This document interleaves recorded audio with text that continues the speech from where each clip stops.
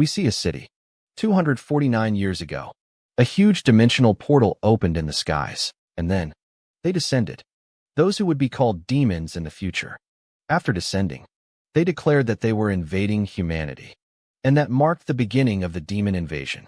Realizing how serious the situation was, the Orthodox Alliance formed the Orthodox Demon Extermination Corps of Heaven and declared that they would be subjugating the demons.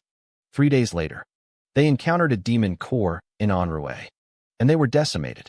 1 year later, in that year, half of the people in the Central Plains were massacred. The Murim, Orthodox and unorthodox, worked together to form the last line of resistance. In Sicho year, the battle lasted more than half a month. 90% of the resistance army was killed, and the Murim of the Central Plains was officially exterminated. The remaining survivors became slaves and were dragged into the demon realm. I also was captured and dragged here. 5 years later, I, who was not able to use internal energy since birth, was categorized as a rare species. Through various experiments and brainwashing, I became part of the subjugation army of the kingdom, demonic. After that, decades passed. I invaded other dimensions and carried out assassinations. I killed more. And I killed even more.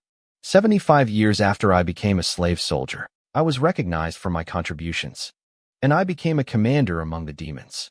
120 years later, I was promoted to commander. We see him taking off the mask. As soon as he removes it, he looks up.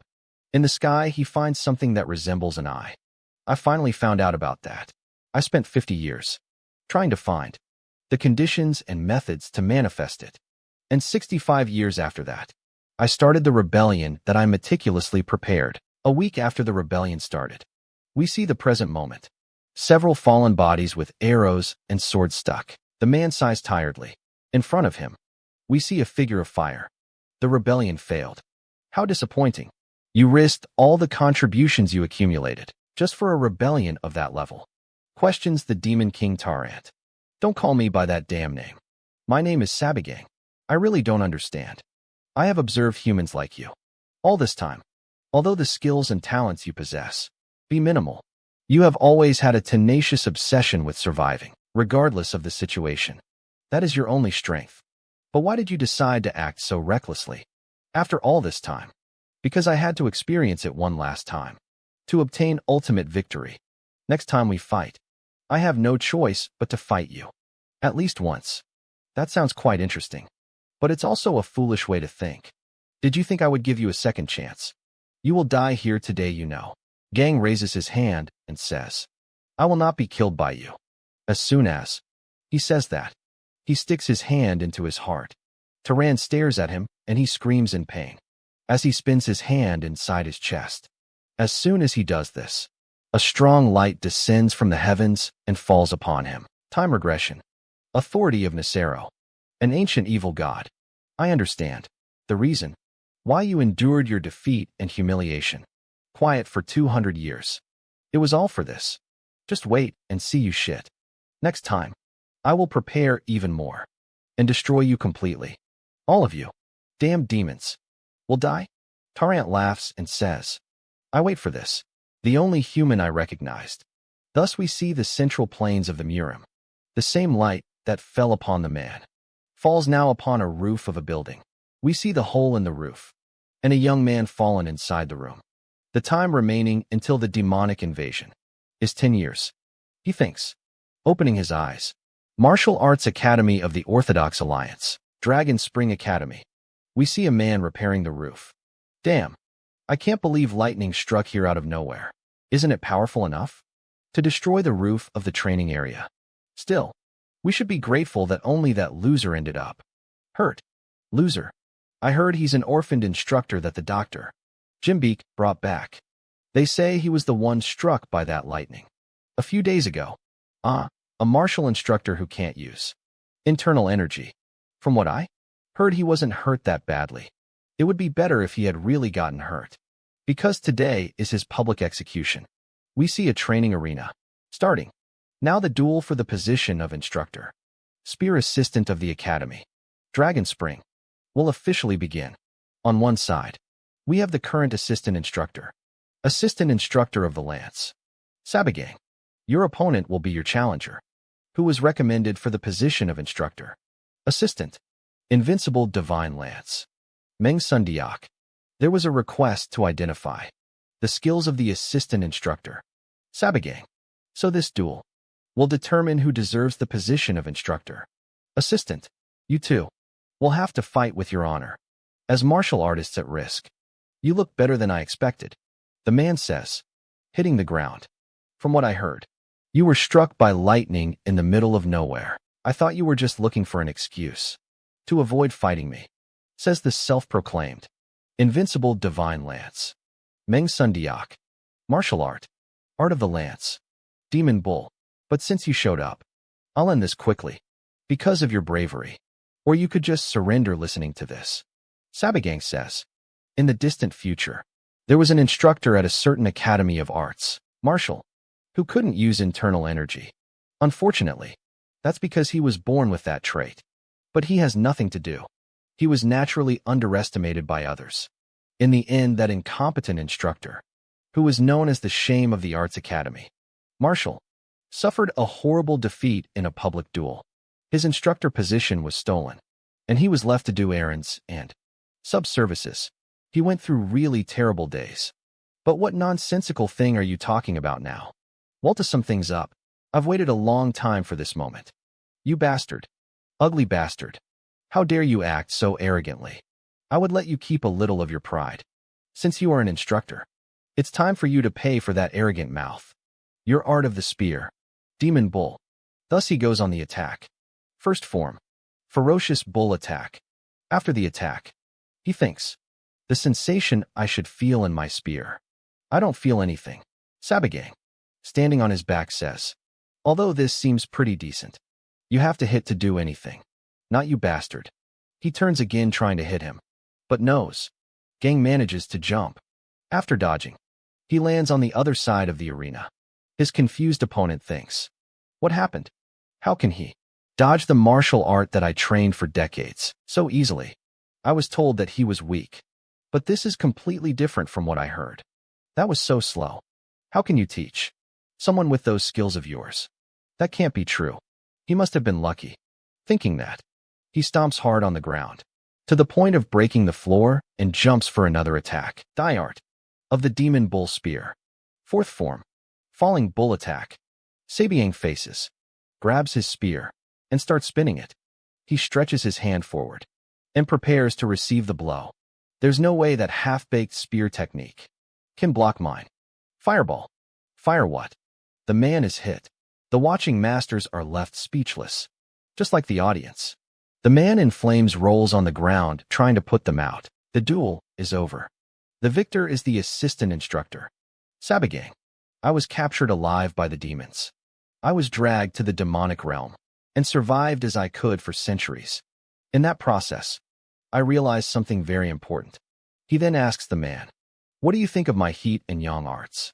High-level magic is indistinguishable from martial arts. This martial art is known as fireball.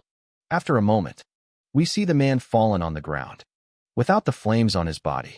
It was a good fight, he says. No, gang. The other people who watched are confused by what they just witnessed. What happened? Was that really martial arts? I think he called it art of heat and ong or something like that. It's sir. What just happened? What kind of bullshit is this? You won the fight. However, I thought you couldn't use internal energy. That was luck. Some days ago, I ate an herb that I had never seen before on a walk. And then, suddenly, I was able to use internal energy. Thanks to that, now I have a lot of internal energy. Are you kidding us? How dare you say something so nonsensical? To the elders, you are insulting us all. Now the choice of believing or not is yours. But why does that matter? I cheated in the duel. It was a fight for the position of spear instructor. But there was not a rule to fight only using spear. I don't know why I have to be interrogated this way. Being that I won fairly. You calm down. You're very stressed. You are right. You won this fight. So, since you won, you will. Sorry to interrupt, he says, raising his hand. But since everyone is here, I have a request to make. A request? I officially Ask for a test. To be promoted to an official instructor. After the request, we see him walking. People stare at him scared. It's him, right? The one from the duel. What? Seriously? Sabagang. Look at the sky. The Dragon Spring Academy. One of the many martial training halls. Created by the Orthodox Alliance. To avoid difficulties in the gang. Humoring. Its purpose is to create martial artists that will become the pillar of the Orthodox Alliance. In the future, they accept children between 15 and 18 years old from sects and clans that are at least relatively large. The instructors are composed of martial masters from the Alliance. Orthodox. They are divided into instructors, assistants, and senior instructors. The assistant instructors. They are more assistants than instructors. For them to really help the children. What happened? A man asks Sabagang. As he enters a room, he looks at the man. How did you suddenly manage to use internal energy? What did you do? Who asks? This is Jimbaik, the master of the Body Recovery Pavilion. He is not an instructor, but a doctor who cares for patients. Sabagang then says, I already said. It was luck. Enough nonsense. You know I've treated you for a long time. Since the day I found out that you couldn't use internal energy.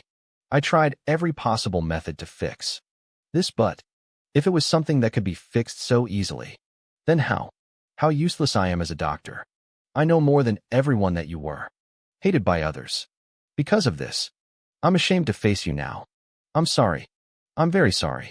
Staring at the man in that state. He thinks. He hasn't changed at all. 524 years ago, no? I think it would be 15 years ago now.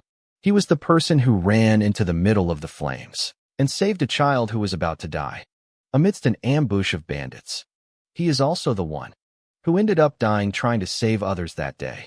However, this time, he then says, Master of the Body Recovery Pavilion, I will make sure he doesn't die thinking that. He says, you don't need to blame yourself. Don't worry about me either. You just trust me. I will solve all the problems from now on. We then see the night arriving. Gang is standing, looking out the window. We see an energy circulating his hand, and a rune appearing. When I regressed, I lost more than 90% of my mana. The best I can muster now is the 4th circle. How disappointing. I needed centuries to reach the 8th circle. No, I should be grateful to at least still have my mana. Yes, I came back from hell. The story of Yang Murim has been reversed, and the demons have not yet invaded. However, the keyword is still. Exactly 10 years from now, the demons will begin to invade. When that happens, Jang Ho Murim will fall again. However, it will be different this time, since I still have 300 years of memory. Information from the demonic army, like the type of magic they use, the artifacts and weapons they prepared for the invasion, and most importantly, we see Terrance's face. How to defeat them. The doctor talks to him again. You are here, Big On, yes. Pavilion Master. What was the Academy's Vice Master? Chayan Semayang is looking for you now. And he asked you to deliver the message to me. I don't care. I am more worried about you. I think it's about your promotion request. You should be careful. I'm sure the test will be difficult. And since Meng's son Diak, the person he recommended, lost that way, I'm sure he doesn't have good feelings towards you. Anyway, why did you suddenly decide that you want to become an official instructor? He smiles. It's the first step to fixing this academy. We see him walking somewhere. Once upon a time, the Dragon Spring Academy was renowned enough to be considered the best of the 3 best academies, Orthodox martial arts. However, 2 years ago, the master of the academy, as well as one of the top 10 martial artists, suddenly disappeared. The academy searched for him for 2 years, without success. How difficult it was to replace someone as skilled as him. The Dragon Spring Academy lost its fame as a result. And to add, he thinks, opening a door, let me check one last time. Assistant Instructor. Sabagang, are you certain about your promotion request? Asks Chayan Semayang. Instructor. Senior of the Blade Technique and Vice Master of the Academy. That piece of shit. He thinks before answering, of course. Vice Master of the Academy. That shit is the acceleration of the fall of the Dragon Spring Academy. Sabagang stares at him. The day of the demon's invasion. We see the place covered in flames, and Sabagang standing watching the place. Huge ruptures opened from all sides, and monsters never seen before began to kill people nonstop. This marked the beginning of the invasion of the species, supernatural, that we came to call the demonic race. The young disciples of the Dragon Spring Academy were relentlessly killed by the monsters. On that day, we see Sabagang looking back. When looking, he finds the Vice Master running. Se Chayan Semayam, the Vice Master of the Academy, had not fled first. If he had at least reported the situation, if he had activated the Academy's defense system, that would have prevented many deaths. I can remember vividly the screams of the disciples who were sacrificed that day, although that hasn't happened yet, because I went back to the past. But I will never forget your disgusting and hypocritical face. You call me Vice Semester, so I'll tell you about the test. For you to become a senior instructor is to invade the fortress of the demonic night. The fortress of the demonic night. You say, the bandits on the mountain behind us. Yes, kill them. That's your test. The fortress of the demonic night. They are a group of bandits, located in the ancient sacred mountain, located not far from the Dragon Spring Academy. Due to reports of frequent damage caused by this group of bandits, there is an order to attack the bandits for the benefit of civilians. As he faces the paper, he reads, signed by the Vice Master of the Dragon Spring Academy, Cheon Semayam. Well, all right. But what does that have to do with being an instructor? Obviously, this refers to the most basic requirements of an instructor. Senior instructors are the main strength of the academy. Vimos Dung Buyang, senior instructor of the Academy's blade technique, Dragon Spring. All the senior instructors of the Academy are considered martial masters. They were all officially recognized by the Orthodox Alliance. We see beyond the two already presented, and one Bayek, senior instructor of bow and blood technique, Piolgi, senior instructor of sword technique. They all achieved great things, like eliminating leaders of demonic martial artists or defeating bandits. Yes, I understand. So how much time do I have? Arrogant bastard. How dare you behave so rudely? Exactly. 2 weeks. If you are even 1 day late, you will lose your chance of promotion forever. 2 weeks. He turns his back and says, see you. In 3 days. I'll be back. That bastard. Vice Master of the Academy. Are you really going to promote that arrogant child? If he is successful, no need to worry. Instructor Dung, our poor assistant instructor, no gang, will never come back. Huh? What do you mean? We see Sabagang running using some technique. While running, he thinks, Chun Semayam, you fake bastard. You think I don't know what you're plotting? O forte de noite demoniaca. Foi durante esse periodo que a aliança de floresta verde comico aganhar fama. As pessoas ainda não sabem muito sobre eles. Nesse momento, ainda não é uma grande organização. O problema é você tá falando serios. O líder da Aliança de Floresta Verde é o mestre marcial do Reino de Pico. O mestre do forte de noite demoniaca. Ok Guilhermo. Ele não é líder bandido ordinário. É da Aliança Ortodoxa, acha isso. Mas ele é na verdade one ex-líder de one seita neo-ortodoxa, chamada seita destruidora do sul.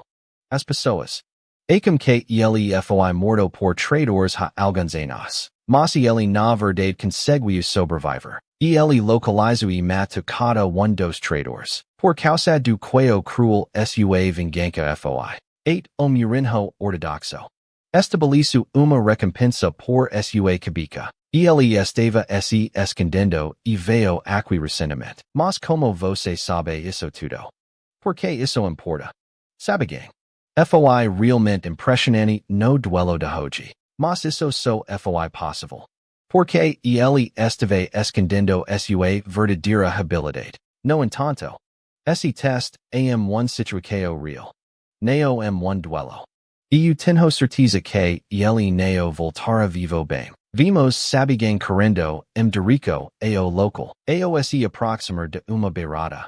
Ele utiliza uma magia de levitaco. Esse aqui gojan a como eu me lembro. The stronghold of the demonic night. It was during this period that the Forest Alliance, Green, began to gain fame. People still don't know much about them. At this moment, it is not yet a large organization. The problem is, Are you serious? The leader of the Green Forest Alliance is a martial master of the Peak Realm, the master of the stronghold of the demonic night. That Guglielmo. He is not an ordinary bandit leader.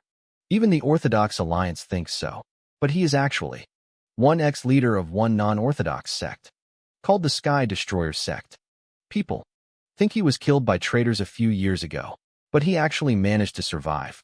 He located and killed each one of the traitors because of how cruel his revenge was. Even the Orthodox Wall established a reward for his head. He was hiding and came here recently. But how do you know all this? Why does that matter? Sabagang was really impressive in today's duel, but that was only possible because he was hiding his true ability. However, this test is in one real situation, not in one duel. I'm sure he won't come back alive well. We see Sabagang running towards the location. When approaching an edge, he uses a levitation magic. If this here Gojin is as I remember, fourth circle magic won't be enough to defeat him. Then the solution is simple. From above, he realizes he has arrived at the location. I'm here. We see him landing and standing in front of the mountain. I'm going to increase my mana and increase my circle. My experience and knowledge in magic is already in the 8th circle. Anyway, his eyes start to shine as soon as he uses magic to scan the location. And inside a cave, he finds an energy. This looks like a normal cliff, but it is actually. He stretches out his finger that goes through the stone. It's a barrier made of mana.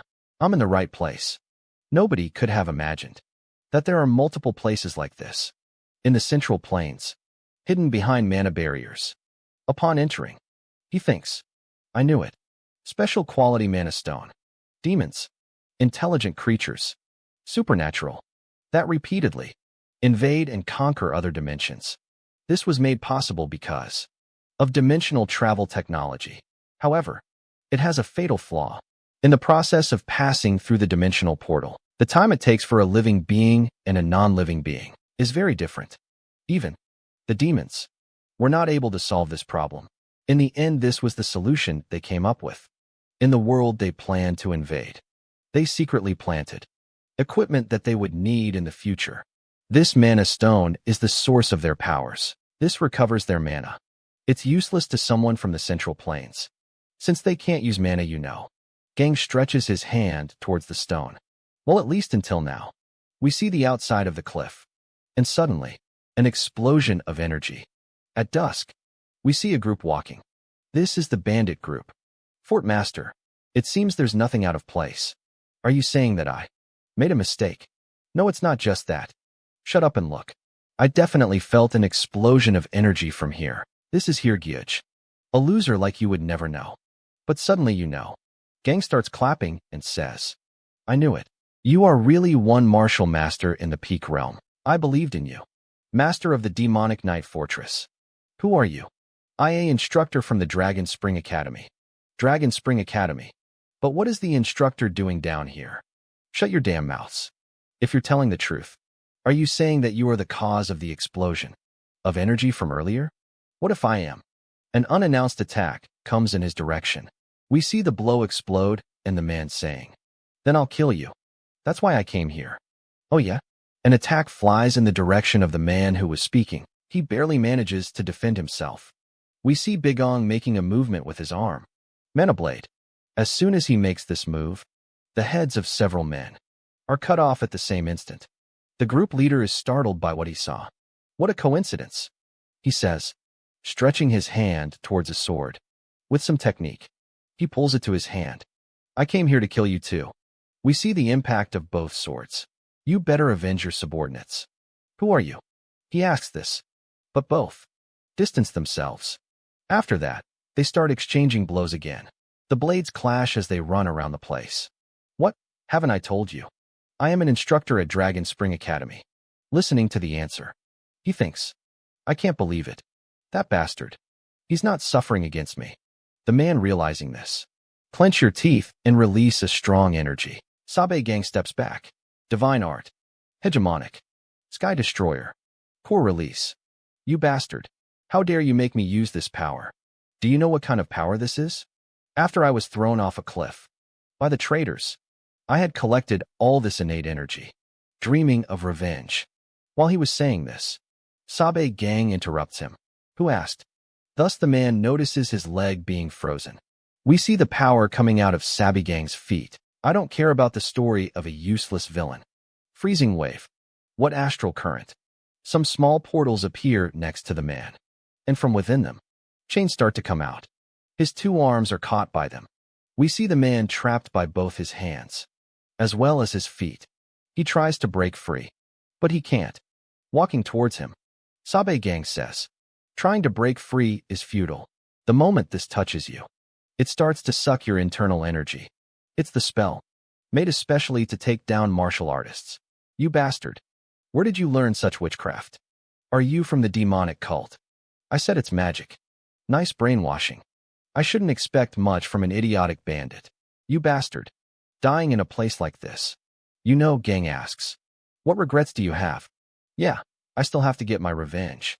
Those bastards who manipulated my subordinates while I was still in the Sky Destroyer sect. The reason why I was working with those guys, disgusting from the Orthodox Alliance. And the reason why I came to this mountain, to recover my power. It was all so I could get my revenge. All this was for Sabe Gang. Starts to clap. Wow, you're so determined. That's how revenge should be done. Slowly and without giving up. Are you kidding me right now? What would you know? You're just a kid who grew up comfortably. What? Comfortably? Does it look like that by chance? When looking into Sabe Gang's eyes, the man is amazed. But what?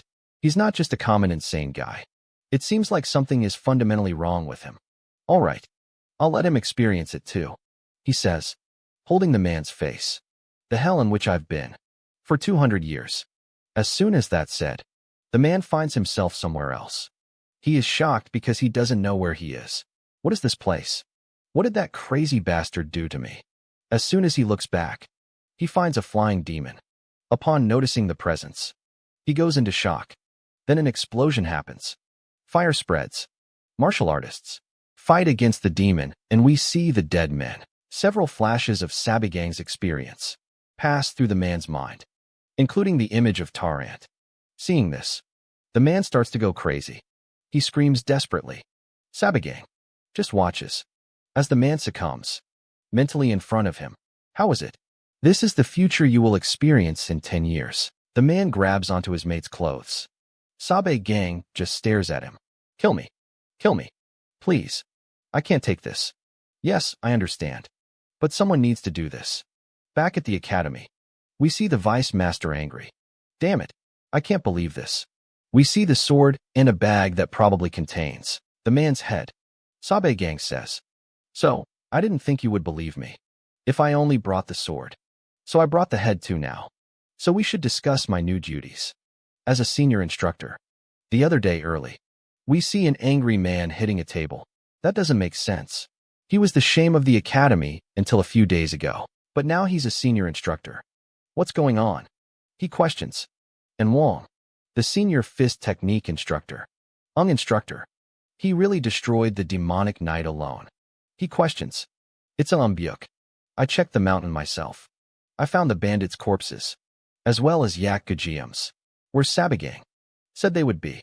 I don't know how, but everyone, except for AK Gyujam, had their necks cut with just one attack. That's bullshit. Are you saying he had a sword technique hidden too? That just doesn't make sense. So you're saying my eyes deceived me? If you don't believe me, you can check for yourself. That's enough. What are you guys doing now? The vice master interrupts the conversation. Alone. He thinks. It doesn't make sense. No matter how much I think about it. Ah, that Gujio. There is at least a martial master in the Peak Realm. I met him, and I confirmed that fact. When? I was passing on an order in the Orthodox Alliance, but for Sabe Gang, to kill him in just one night, together with all of his subordinates. That is something that even I can't do. As a martial artist in the Peak Realm, could it be that Jimba helped him? No, that old man isn't that skilled. I'll have to investigate more.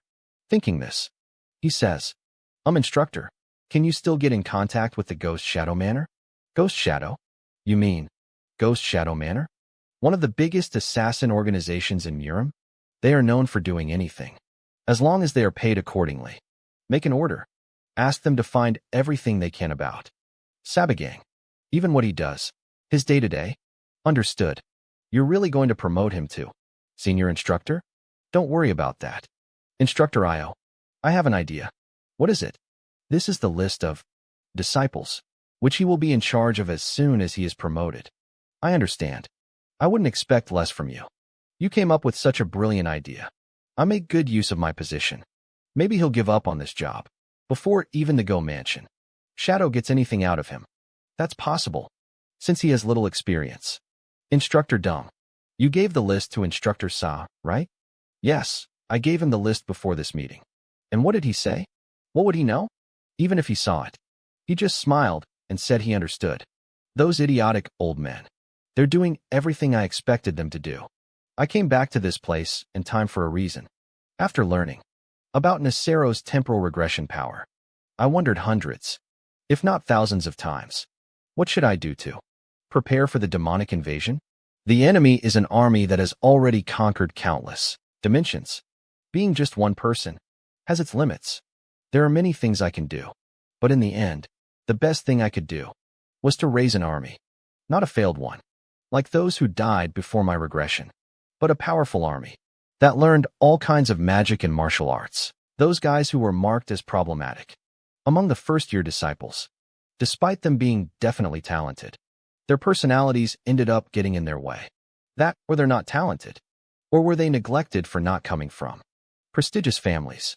I believe the old guys thought I couldn't handle them, but those old men would never imagine that the two heroes who did best during the demonic invasion, one was a martial master who reached the evolutionary realm in his late 20s, Murin's last hope, who led the alliance against the demons, the sacred sword, the leader of the alliance.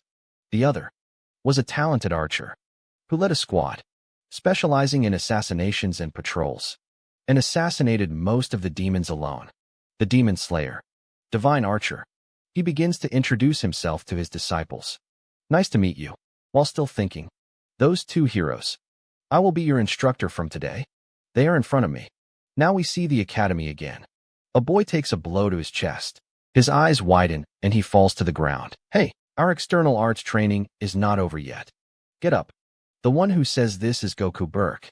First Anista of the Camellia class. Second son of the Escort Association. Dragon Tiger. Please stop. Burke asks. Tan Li Yong. First list of the classic Amelia. Oldest son of the One-Star Sword Clan. What's with you?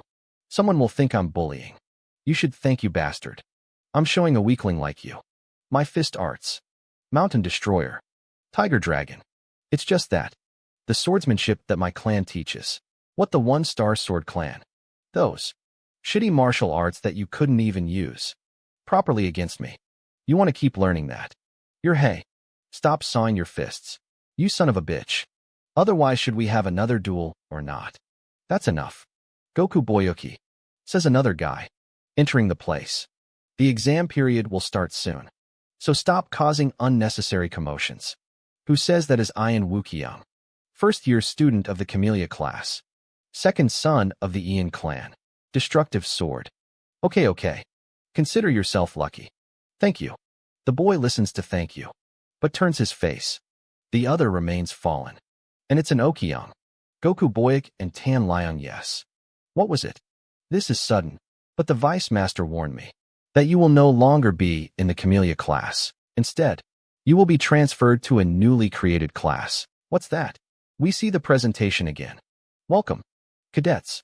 I will be your instructor from now on. What is happening? Enough bullshit. It's good enough that we had to change classes suddenly, but now we're under this shitty instructor.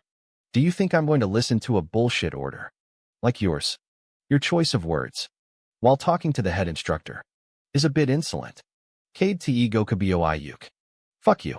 I don't know what kind of bullshit you did to become a senior instructor, but I have no plans to learn from a bastard who couldn't even use internal arts until recently. Big Bang lowers his head with a slight smile, and in his hands, that are hidden behind his back, we see a rune appearing.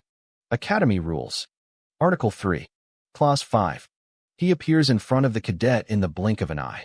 While the cadet was trying to understand what was happening, he gets his foot stepped on and screams in pain. If a cadet demonstrates bad behavior, you can punish him in order to guide him. The cadet gets angry. His fist is surrounded by a flame, and he starts attacking the instructor. You bastard. Insults and violence against a superior. Using internal arts during class without permission. But worst of all, the cadet receives a blow.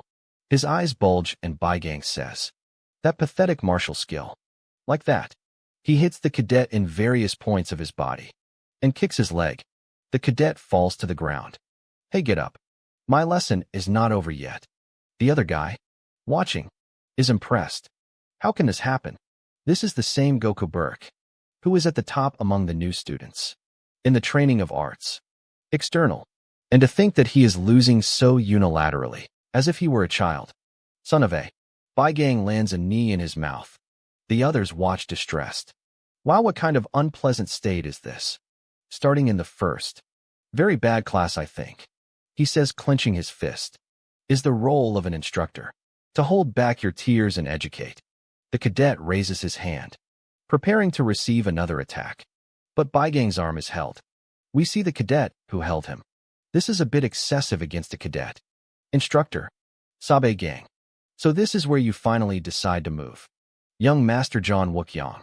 We see the cadet that before the regression was the sacred sword and leader of the alliance. John Wookyong. From the first year of the Camellia class. The second son of the Ian Destructive Sword Clan, one of the prestigious clans of the Central Plains. Since childhood, he was recognized within the clan as a genius in martial arts, and even among the new students of the academy. Dragon Spring. He demonstrated an impressive ability. His talent was worth that the Dragon Spring Academy would be able to contain.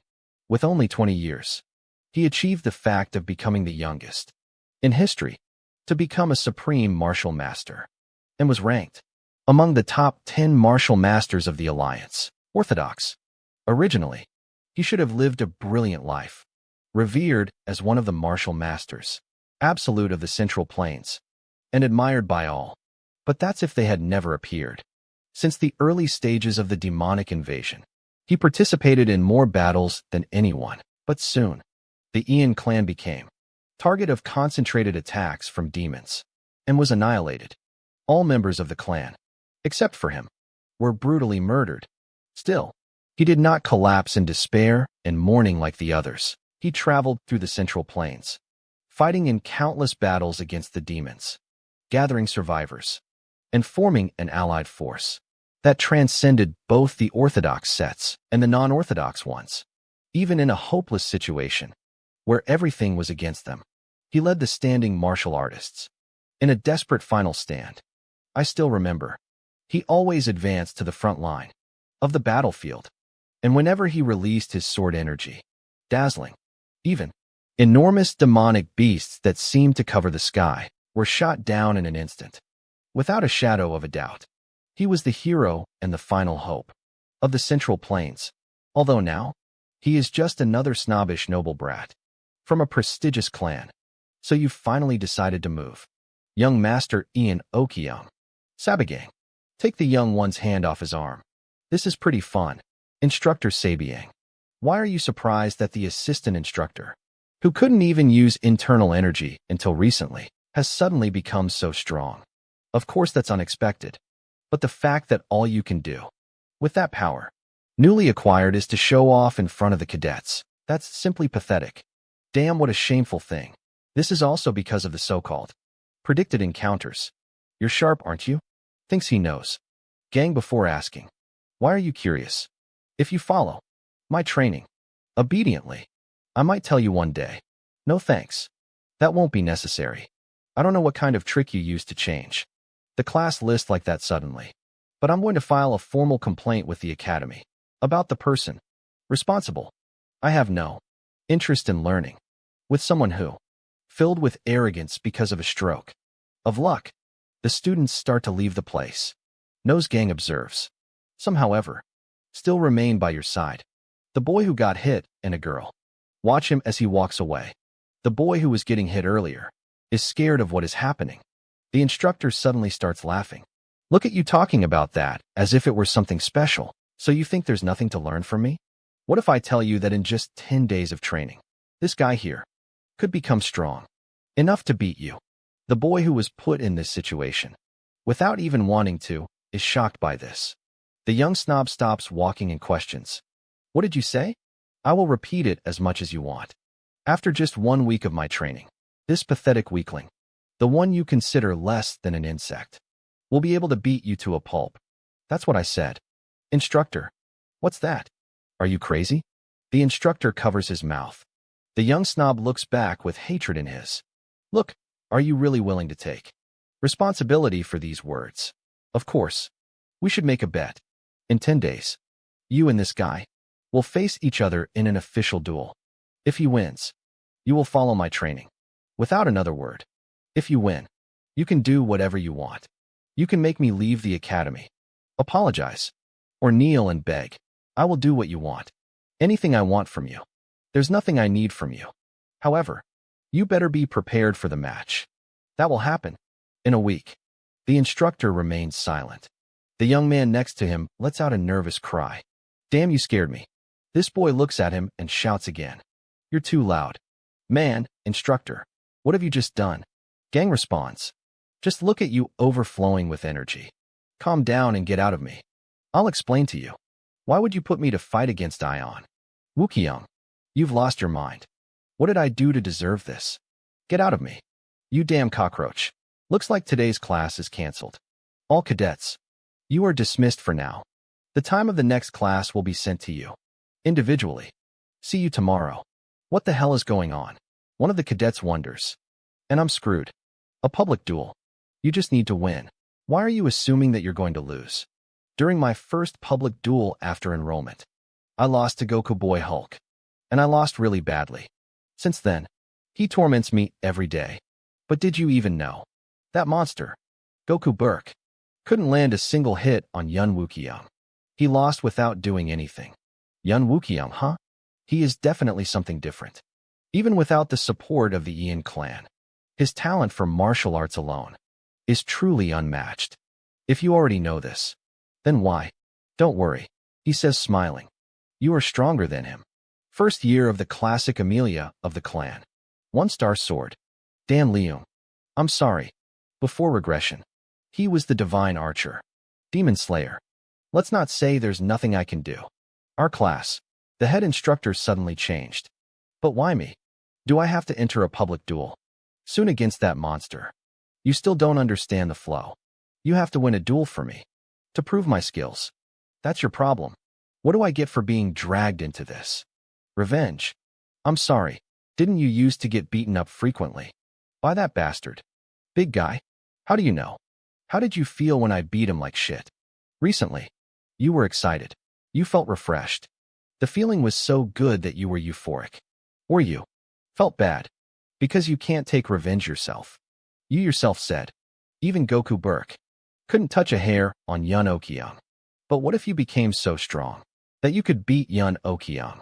Then even someone like you would be able to easily be able to take revenge with your own hands. How about? Wouldn't that be a great gift for your current self?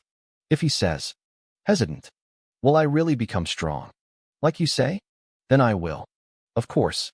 But that has nothing to do with Goku Burke. What I want is simply to become stronger than I am now. All right, we'll see about that. We see a training dummy. Sabe Gang observes the boy from the rooftop. Let's check your skill level now. Think you're fighting Yun Wukyung. Now and use your martial arts to the fullest. The boy breathes, jumps, runs towards the dummy, and attacks it with his wooden sword. After the first hit, he raises again and follows, attacking repeatedly. We see sweat on his face.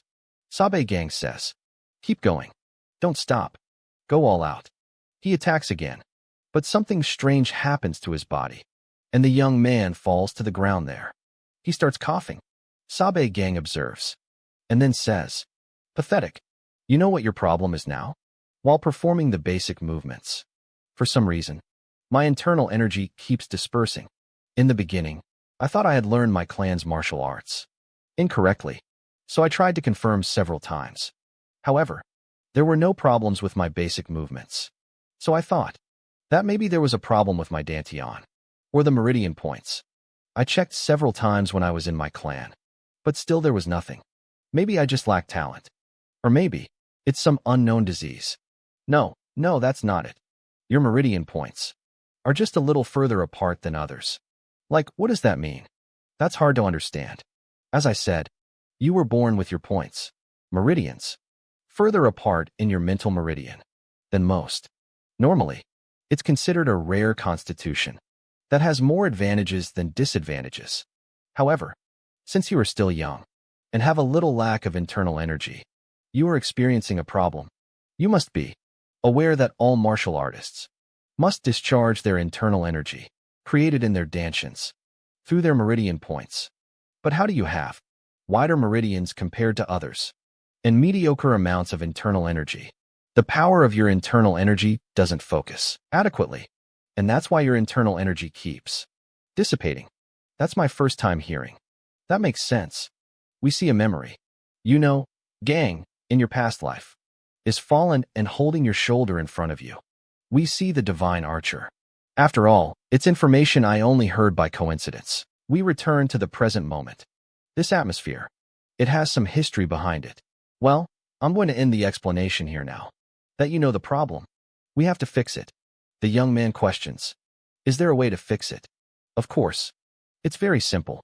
Actually, compared to other people, you don't have power due to your wide meridian points, which means you can solve the problem by increasing the amount of internal energy you have, since we can increase your internal energy in a period of time so short. There is only one method I can teach you now.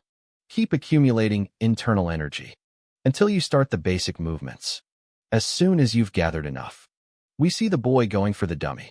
He performs a movement with his sword. He cuts the doll in half. You will be able to demonstrate your true power. The young man smiles with the result, just like the instructor. Instructor, did you see that? My internal energy really didn't dissipate. Yes, I certainly saw. So you can rest assured. Before collapsing. Collapse. I've never felt so full of energy before. Suddenly, he faints. After collapsing, we see his eyes opening. Well, when waking up, he starts coughing. I suddenly fainted. Why? How do you feel? Instructor, I don't have any strength left in my body. It's a side effect, minor, of channeling all your power. For the first time, you have never properly used the meridians of your mind before, so your unadapted body was shocked. Well, there's nothing to worry about. The side effects will naturally disappear after a few months. I understand. A few months. Wait a few months. But the duel is in a week. We see the sunset. A branch is swung, and the instructor says, you are currently facing two major problems. When you release a technique with your energy stored, all the internal energy you have gathered until that moment is consumed with a single blow. So as I said, your body can't handle it and you faint. However, your energy core is also too small to store your energy with. Advance, and can't sustain it for long. If you do that, not only will you collapse, you would run the risk of having an energy diversion. So it's absolutely forbidden. As it is so far, it's easy to understand, right? Yes, I understand. But what does that have to do with what you're holding? The instructor, shaking the piece of wood, says, don't mind the little things. More importantly, think about it. Considering this, you can only start storing energy after the duel. Start. Now, how long did it take you to gather your energy before? The boy says, approximately 7 minutes. So, how are you going to hold Yun Wook Yong for so long? What do I do? There's only one answer. You deviate until you get it all together. He says, going up to the boy. He performs an attack, but the same one manages to dodge. What are you doing? Focus and start gathering your energy. Don't take your eyes off the opponent's weapon. Upon saying that, he uses illusion magic. The boy sees two weapons attacking him, so he is hit by the real one. We see the sunset again. You are complaining, even though you haven't used any internal energy. Get up. We're going to continue. This is training. Of course it's dodging training. The guy questions, wait, what kind of ridiculous training is this? Ridiculous training. Hey Dan Hyung, you think I'm doing this too? Bullying you. I just explained to you why you're weak. And how to fix it. I demonstrated it clearly. And also I guarantee it now. This is the only way for you to at least give Neon a scratch. Wakyung. In a week. The training is painful and difficult. Of course it is. But it's harder than the times you've been humiliated by Goku Boi Yuki. Ian Okyung. Are you really going to throw away the perfect chance to prove to yourself and to all those who treated you like trash? He remembers the look of his opponent. I'm sorry. Instructor. Please. Continue with the dodging training. I can handle this for a whole day, if necessary. Listening to that, the professor asks, a whole day? What the hell are you talking about? You will do this nonstop for the rest of the week. The boy gets scared. What did you say? There I go, wait. A week later, we see the two in the arena. People are ready to watch. We see Kyung perfectly well, and Lyung completely beaten up. I wonder how long Dan Lyung will be able to last. Will last. He's just going to get crushed with one blow and pass out on the floor. Did he prepare any kind of countermeasure? I saw him as I passed by a few times, but he only spent the whole week getting beaten up by a stick. What an idiot. If you're trash, just stay quiet in the corner. That coward who crawls even in front of me will beat Yun Okyung. That's bullshit. You fell for this scammer's lies and dug your own grave. Instructor knows gang. I said I didn't want anything earlier, but under the circumstances, I would like to make a condition. All right. What is it? If I win, you must promise that you will leave the academy on your own. I never want to spend time like this again. Again. Deal. I swear on my name. You are aware of what will happen if you lose, right? If you lose. If you lose. You must attend my classes and train. Without complaint. I remember. He responds. Very well. But aren't you forgetting something? The person you should be focused on is not me, but Danyang, who is standing there on the other side of the duel arena. We see the boy holding his sword, completely focused. Okyung just stares at him. All right. Let's begin. Victory will be determined when one side gives up, loses consciousness, or drops their weapon. Furthermore, any lethal or life-threatening blows are strictly prohibited. In these cases, as a judge, I will make the final decision. So now, begin the duel now. Then begin. The prepared boy observes his opponent, but we see a quick movement and his arm is cut. He is startled without understanding what is happening. I see your arm flying. Surrender to me. Well, my arms are doing well. What a fool. You agreed to fight me, even though you're trembling so much, just because of a little bit of murderous intent. That just now. That was murderous intent. That means that, if he wanted to, he could. Really, I can't do this. People consider this guy the best in the academy. There's no way someone as weak as me can defeat him with just a few weeks of training. Danyang. He looks at the instructor who stares at him smiling. A human aura from the instructor. The boy gets scared. Let me remember. What I want is to become stronger than I am now. On that day? A week ago. Because I decided to become stronger. Idiot. I gave you one chance to get out of this fight without getting hurt. By saying that, he prepares and launches himself. You brought this on yourself. The swords clash. Danyang manages to defend himself. He reacted in time. The swords move away and Danyang thinks, this could have been bad. What I collected almost got dispersed. Supreme Dragon. Sword that cuts the skies. First technique. Berserk Dragon's Fury Torrent. The attack goes towards Danyang. This one with the sword is very powerful. But it's just a feeling I have. I feel that this attack is easier to dodge than I expected. While he dodges, the others watch in amazement. It seems you really learned something. Supreme Dragon. Sword that cuts the heavens. Third technique. Twin Dragon. Fong Cut. Danyang faces the attack and thinks. This sword technique is the same one the instructor used. Upon realizing this, he jumps and dodges the technique, passing over the opponent. The same looks at him and Dan Leung lands. Upon landing sweaty, he looks ahead. His opponent is already attacking him again. Without giving room for reaction, Danny Young, despite this, continues dodging. He's strong. He is fast and precise too. I wouldn't expect anything different from the sword technique of the best sword clan, Zins of the Central Plains. However, that doesn't mean I can't dodge them. I don't understand why. But this sword technique. He remembers his training with the instructor. He sees the similarity of the technique. It is definitely the technique that the instructor essay has been using on me for the entire last week. The other gets scared to see that his technique isn't working. He jumps back and takes some distance. Is this really happening? I can't believe it. Maybe he's acting. As if it was. Why would Yun Wakyung do this? Yun becomes thoughtful. He looks at his sword and again holds the hilt tightly. I apologize for calling you an idiot. I have to admit, you've learned quite a bit in the last week. I don't know how you learned. The Supreme Dragon's sword. Sky separator. A glow starts coming from his sword. Scared, Dan Young thinks. That is, a kind of tornado appears over Yun's head. Supreme Dragon's sword that cuts the sky. Fierce dragon annihilation. But if you manage to deflect this one too, I will admit my defeat. The people watching are surprised by the technique. Everyone wonders what kind of technique that is. That crazy bastard. Dan Leung also prepares himself. We see a light also coming out of his sword.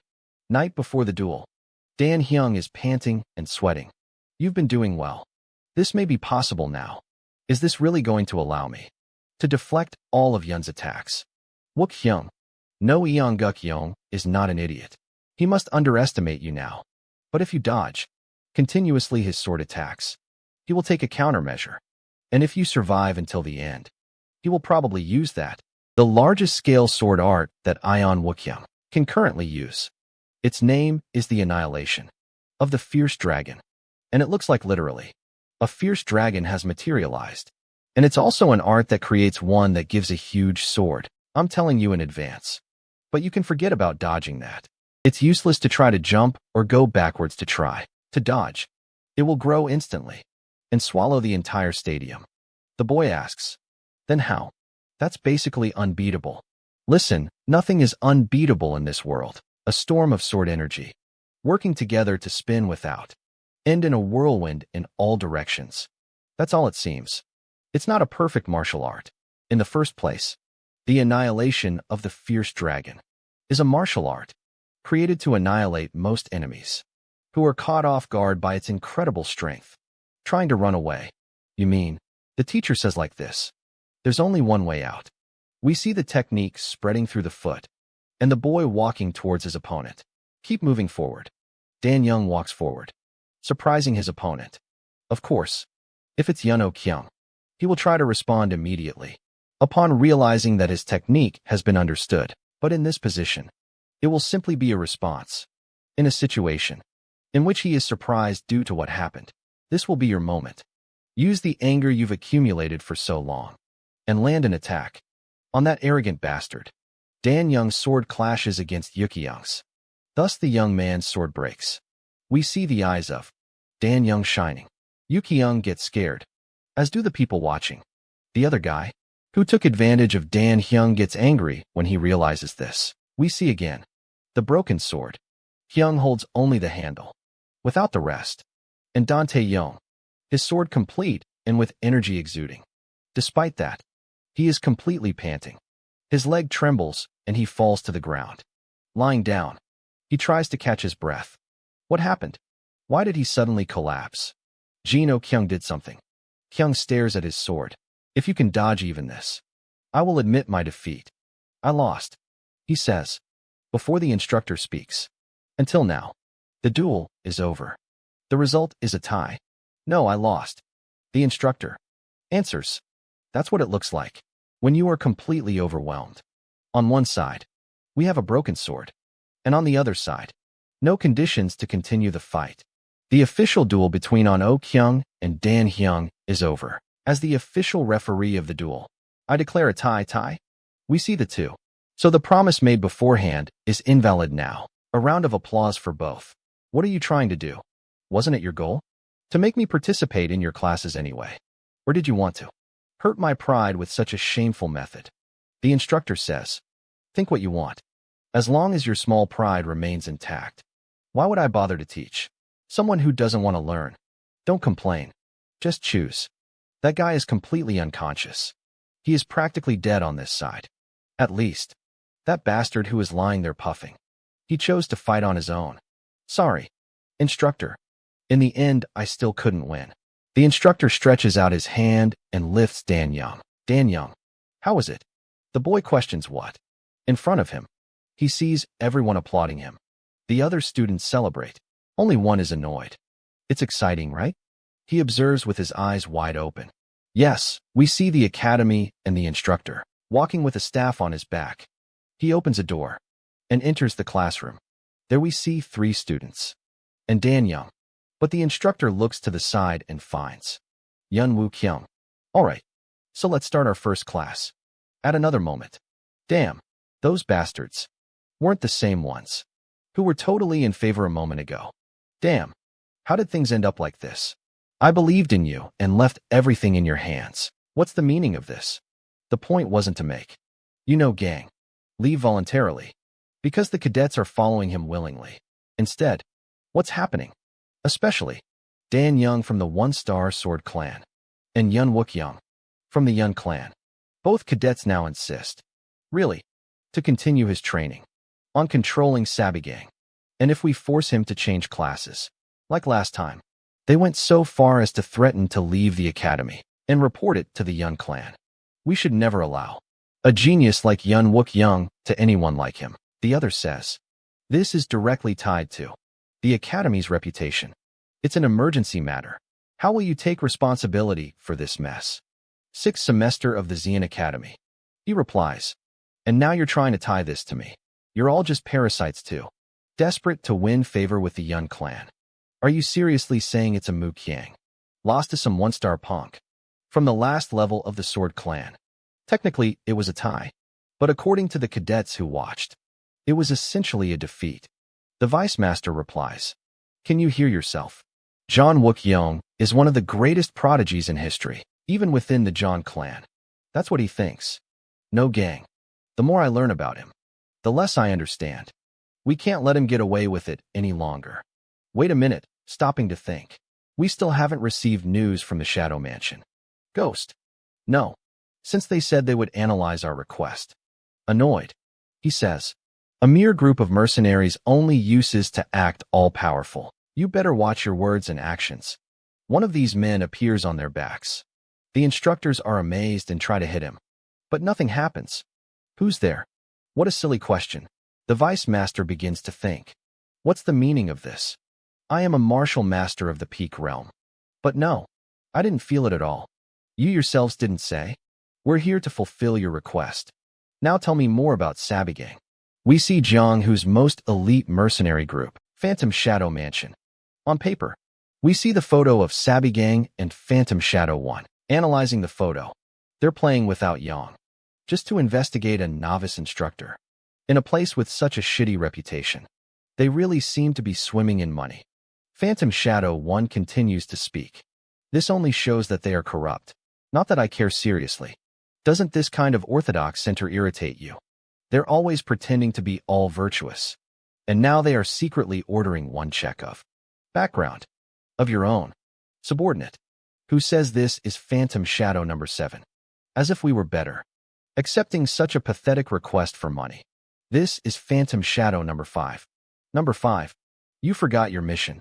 Until we find him and serve him, we swear to endure any dirty and despicable task. I open my mouth too much. Please, forgive me. Number 1 says. It's okay. Just focus on the mission. We should investigate this Jimba Eek, the one who supposedly raised him since childhood. Number 1 says. For now, let's just locate him and keep surveillance on the target. Do you think the rumor of him having a fateful encounter is really true? Number 1 replies. Don't seriously believe that crap. Still, they said that. He supposedly couldn't use internal energy, and overnight became a martial master. If it's not a fateful encounter, what happened then? Number 1 replies. What if Sabigang has a hidden past? Or maybe he infiltrated this place after being planted by some hostile faction with a sinister objective. That's probably what the clients suspect. And that's why they hired us. What concerns him? He may be much more dangerous than we expected. Don't let the target. If he wants to feel our wind, be extremely cautious. The other says, "What a joke. Captain, no matter how strong he is, there's no way he can detect it. The stealth techniques of the Shadow Mansion. Phantom. Then let's begin." We see Sabagang and his companion standing. "I've been hearing quite a bit about you at the academy recently. Everything they told me surprised me. Are you sure you'll be okay? It seems like people are starting to move against you." Sabagang says, "Envy and jealousy. It always accompanies the path the hero follows. There's nothing to worry about. That fated encounter must have really been extraordinary. Who would have imagined you'd change so much? Now that I think about it, it all started with that duel back then. I was suddenly stunned." Sabagang says, "Even I thought it was too much. If you had lost that duel, it would be a disaster."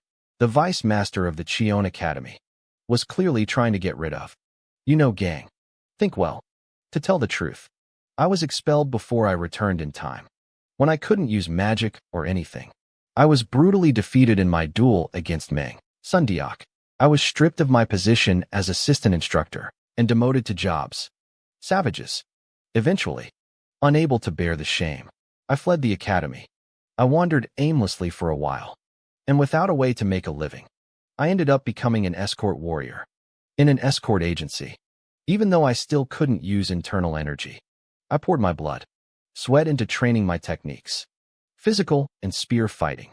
After surviving countless escort missions, dangerous attacks from unorthodox sects and bandits, eventually, I became a top-tier escort warrior.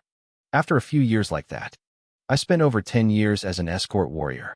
I've been to every corner of the Central Plains and built a wide network of contacts and information over time. And then, one day I dropped by the Dragon Spring Academy for old time's sake. And that night of that day, we see the chaos happening. Sabagang, upon remembering this, raises his hand and throws a stone into the water. "Why did you suddenly throw a stone into the water?" He replies, "I just saw an ugly frog and couldn't control myself." "Hey, why try to hurt a poor frog?" Sabagang smiles and replies, "Have you forgotten that you caught me giving medicine to a frog when I was little?" They distance themselves, and we see the phantom shadows. One of them seems to sense something. "Are you okay?" Number 7. Number 7 replies, "That crazy bastard. Suddenly, a stone was thrown at me. Could it be that we have already been discovered?" Number 5 says, "He really would have distanced himself from us if he had discovered us. You were just unlucky." Number 7. Are you seriously doubting the techniques of cultivation of the Phantom Shadow Mansion in relation to something so small? No, sir. How would I dare? Good. Have more confidence in your abilities. He's coming back. Keep watch. We see Sabagang looking out the window. Sung Dan's security instructor, Dan Leung and Yun Wukong. My first post-egression goal is complete now. The time has finally come to bring her here. If my memory serves me right, she will be at. Something catches his attention. Someone appears at the door. "You're acting like you were waiting for me." The instructor says, "Well, I figured you were already getting restless now." And it's a Wukyung. The boy asks, "What is that? What's with that disgusting look on your face?" So, what brings the young master of the clan's destructive sword, Yun, to such a humble place? The young man seems a little withdrawn. Sabagang asks, "What about the duel from before?" During the duel, Dan Leung was capable of responding carelessly to all my basic movements of the Supreme Sword, Sky Cutter Dragon. At the beginning, I thought that simply was the result of a week of training. But thinking better, those were movements that went from answers. Momentary. What if he knew all the movements and paths of my sword technique? The one who taught him the ways of the sword, of my sword, destructive, the supreme sword that cuts the sky, must have been you, right? How could someone from outside know the arts, martial arts of the clan's destructive sword, Yun, in so much detail? Who knows? Says the teacher. The martial arts of the destructive Yun sword clan, which is considered the largest sword clan today, is quite famous among martial artists. Don't you think? Wukong says, "Stop playing. That wasn't a level of superficial knowledge. You think I wouldn't be able to distinguish that?" The instructor replies, "Of course you would notice that. If you didn't, I would be very disappointed in you. Stop trying to escape." The instructor sits down and says, "Stop. Be more honest. If you want to be my disciple, that's not what you're truly curious about. You came here to check if I also knew about the flaws in your sword technique. That you also felt, right? Your eyes widen. It was perfected hundreds of years ago and passed down within the clan as a unique sword technique. The Supreme Dragon Sword. Sky Cutter. That is the sword technique currently considered the strongest in Zone 1, having incredible destructive power, ever-changing sword paths with no gaps. But since you were young, you grew up using this swordsmanship. With your wisdom beyond the ordinary, you realized something. The Supreme Dragon Sword, Sky Cutter, is not an unbeatable martial art, but as the heir to the great destructive sword of the Yun clan, you couldn't acknowledge that. Kyung responds, you are disparaging my clan's martial arts. Think what you want. But just let me say this.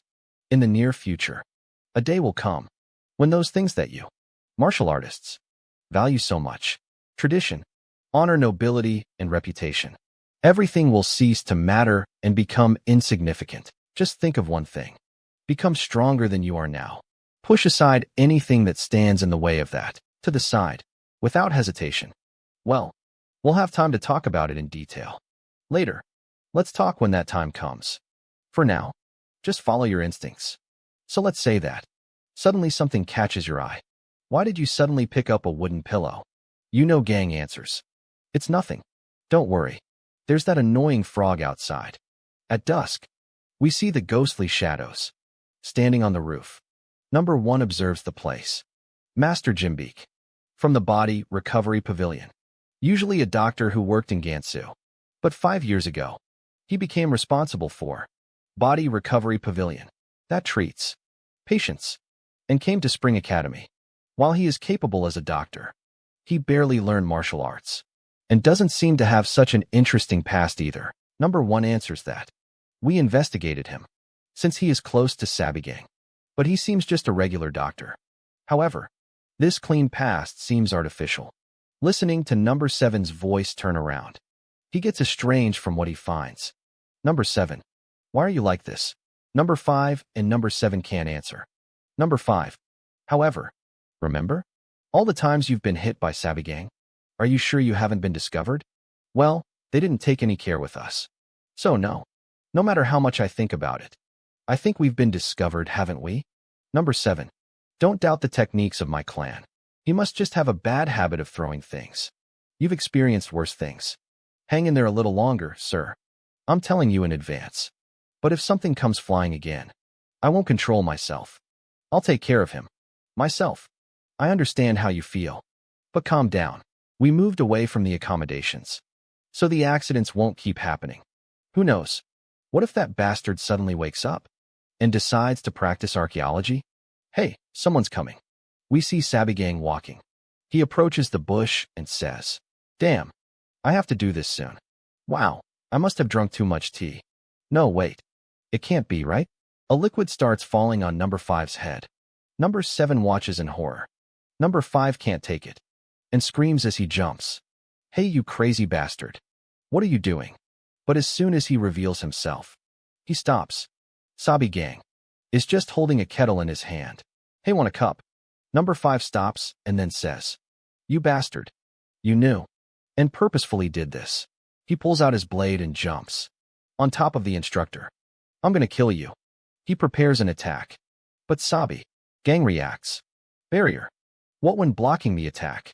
He grabs the man by the face and slams him hard against the ground. Yes, nice to meet you. Phantom Shadow Mansion. Number 7 has his head stuck in the ground. Number 7. Sabigang says, that's what you get for meddling in other people's business. My dear friends from the Phantom Shadow Mansion. Number 5 prepares. But the other one says, wait, Number 5. Number 1 jumps behind Sabigang. Hello, Instructor. Sabigang. And to think that you already found out about us. That's right. I am the Sabigang. Those who you are spying on. You must be the leader of these toads. But everything is fine. You reveal your identity in front of who you are investigating like that. That's a silly question. I'll eliminate you right here. What problem could that cause? Are you really okay with that? You're not even a little curious about how I know you. We'll find out soon. Let's start by cutting off each of your limbs. The attack goes in the direction of Sabigang, who raises his hand with a blue light. Mana Blade. He disperses the attacks. The daggers break, and the leader jumps back from him, trying to catch him off guard. Sabigang, however, manages to defend himself. Not so fast. Number 1 follows, trying to attack an instructor, despite lacking the great destructive power of Hakugu 1. He's fast, precise, sharp, and deadly. Each technique is a fatal attack, aimed at vital points. In particular, the density of the energy imbued in the sword is impressive. No way a barrier could hold it, and I can't deflect it with my Mana Blade. Yes, it's like that. Number 1 moves away and looks at number 5. Strange. It's hard to put my finger on it, but the power and style you are using, it is fundamentally different. Of the martial arts of the orthodox sects, there's no way you could have just stumbled upon this power. Don't tell me. It's demonic art. Come on. You've already seen demonic arts in person. It's been years since the demonic cult fell. What nonsense. It has nothing to do with demonic arts.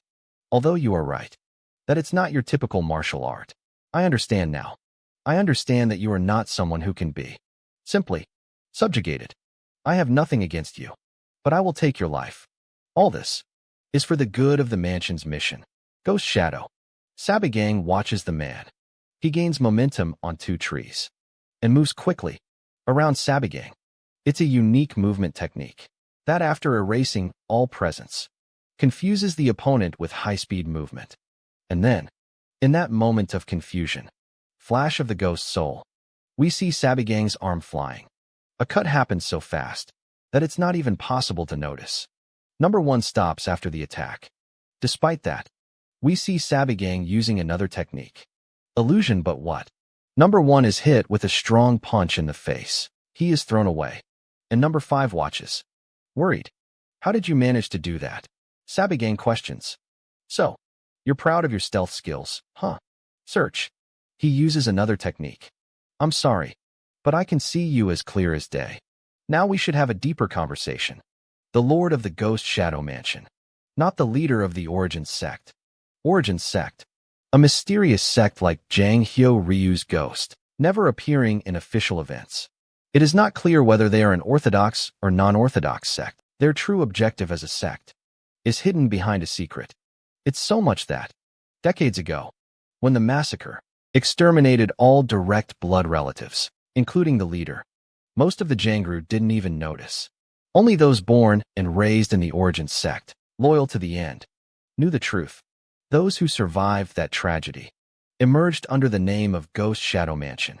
Now, they gather and collect information throughout the Jangru. They are a high-level mercenary organization that deals with all kinds of missions, dirty and dangerous. With all this, everything is for just one goal: the restoration of the fallen. Except the origin. That is the mission you speak of. It's not impossible. The true story of our sect is a top-level secret that's never been discovered in decades. Sabigang says, let me be direct. Do just 2 missions. Do 2 things that I will ask you, and I'll give you information about that.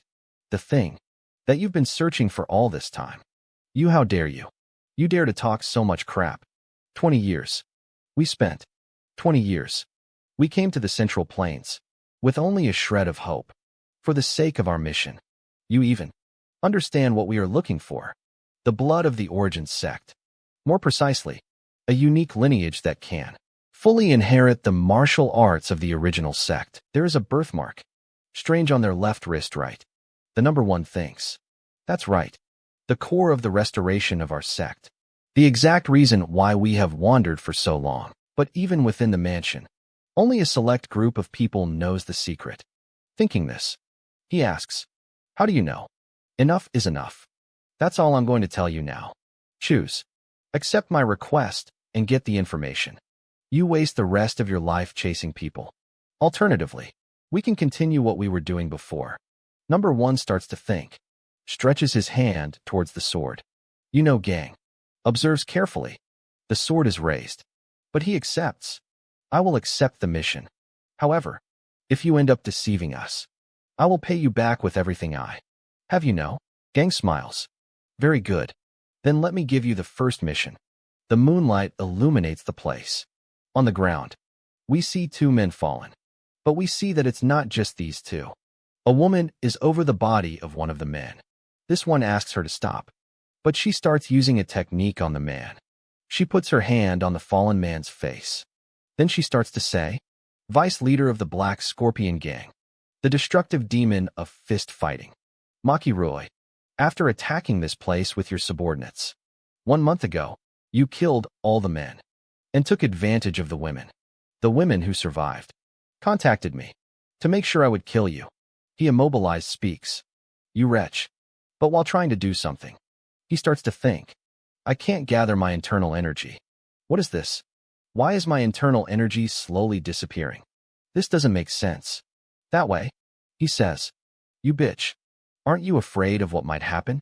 I am the vice leader of the Black Scorpion." She interrupts him by raising her arm and saying, "I said that earlier. You idiot, wait."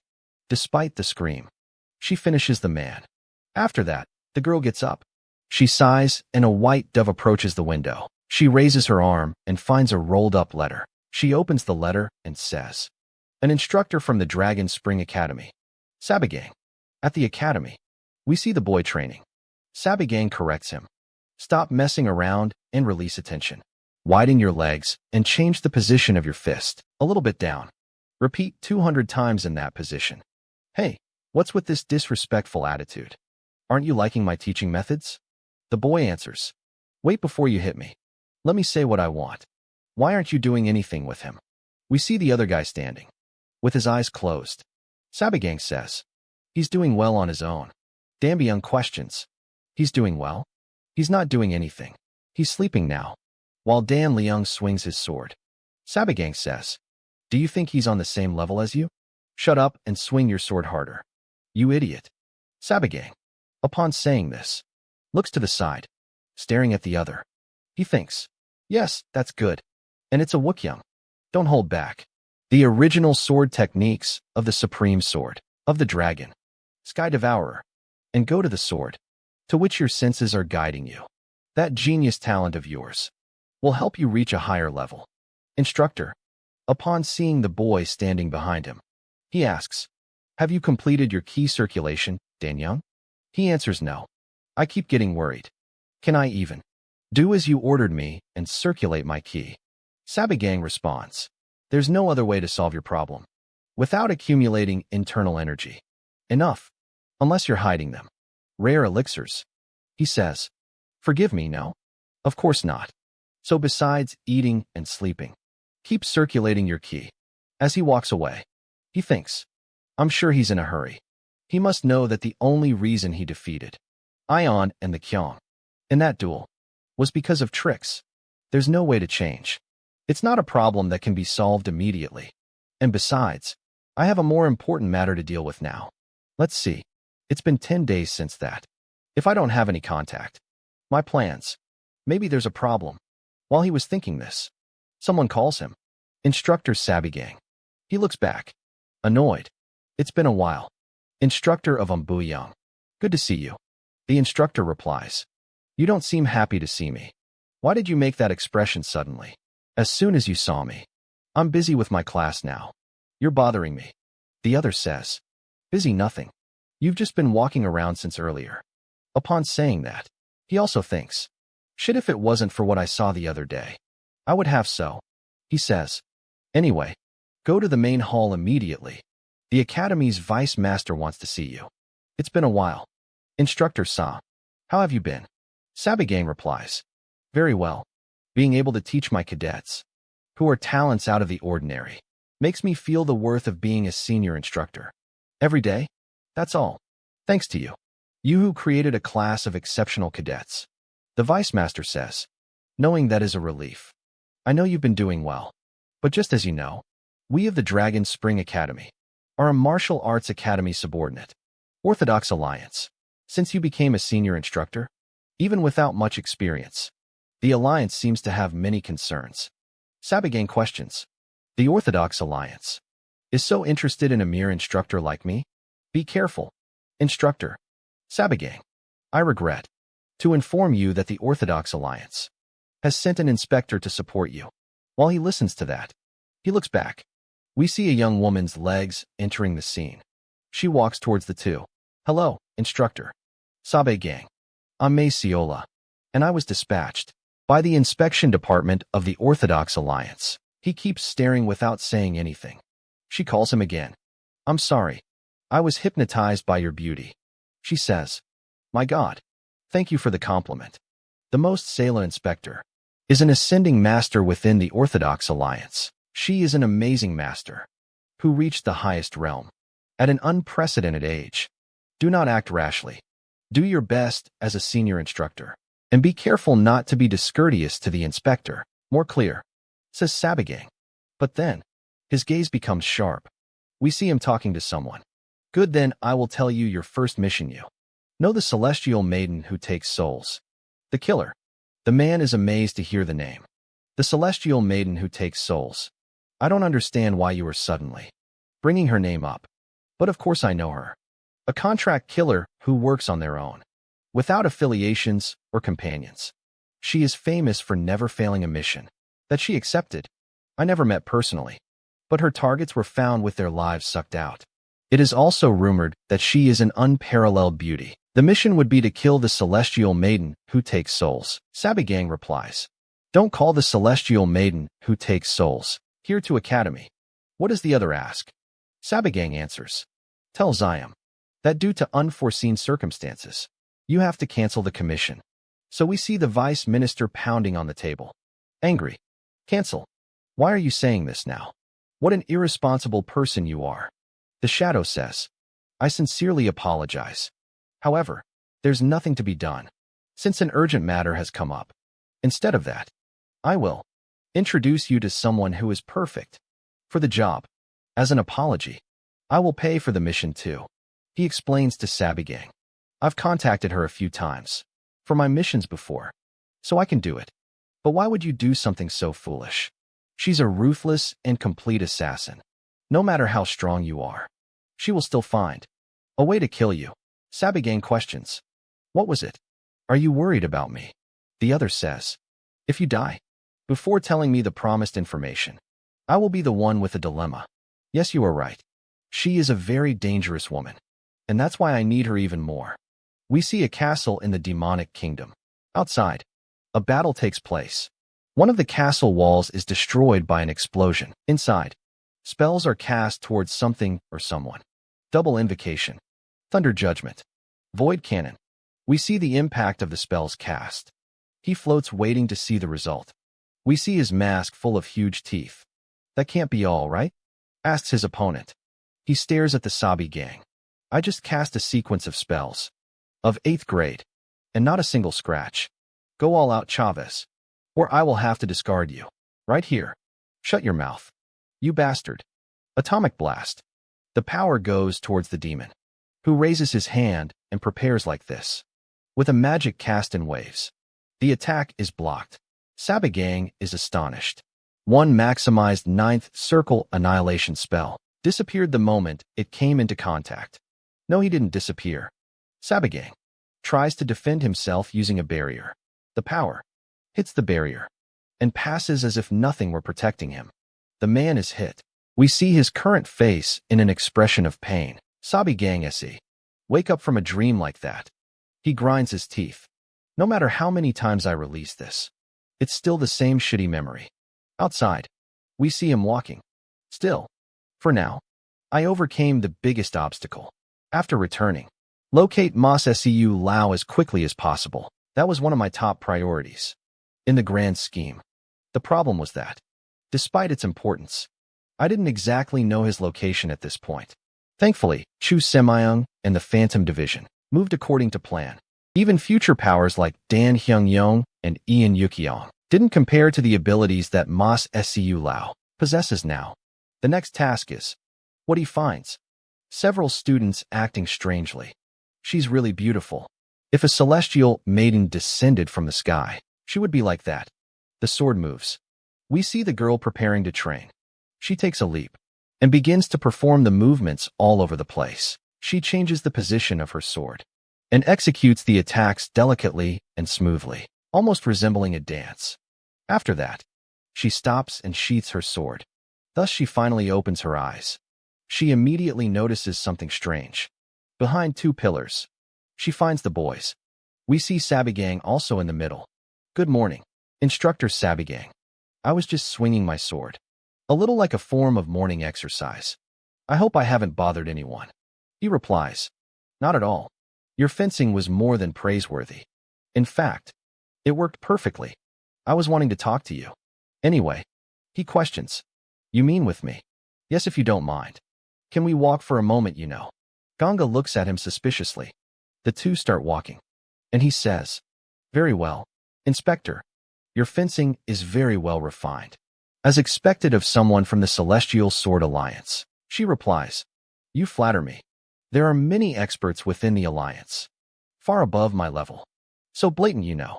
Gang starts thinking, as if you really were from the Inspection Division. Or the Celestial Sword Alliance.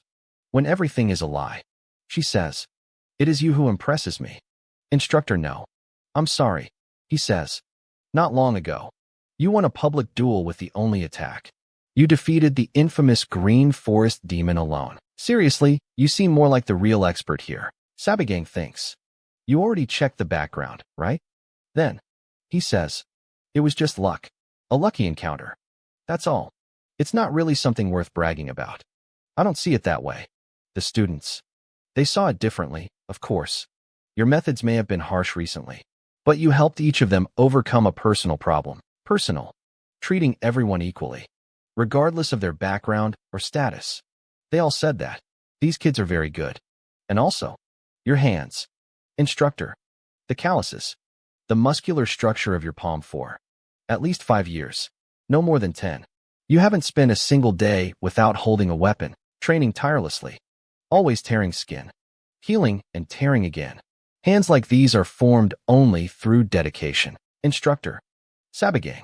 Regardless of whether it was a lucky encounter or not, you have the right to be proud of your martial arts. He stands there staring at his hand. Meanwhile, she looks at him differently. But as far as I know, you never explained clearly the nature of this encounter. Would you be willing to tell me a little more? He says, I don't think I have to avoid it. I'll be honest with you. Inspector, this power is not a stroke of luck, and it's not something I wished for. The reason why I keep calling it a lucky encounter is because there was no other way to explain the cult of demonic spirits. Inspector, have you ever heard of a group called Demon Spirit Cult? It wasn't long ago that Before he speaks, she holds him by the clothes. Who the hell are you? How do you know that name? Sabigang covers his mouth. He thinks, you were deceived.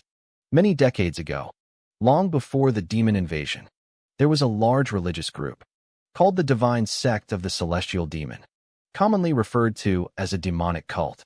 Those who followed the powerful principle of that one called the Celestial Demon and formed a sect, rapidly expanded their power with overwhelming force, and how they were seen as a threat to the central provinces, declared them a heretical cult, and launched an all-out attack.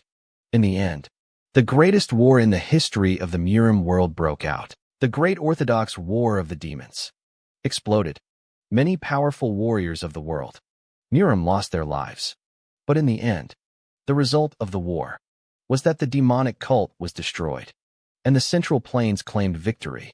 Many years have passed since the evil cult was eradicated, and peace continues in the Murim world to this day, or so it is believed. But the reality is different. The remnants of the demonic cult, who survived the Great Orthodox War of the Demons, are secretly active under the name of the Spirit Demon Cult.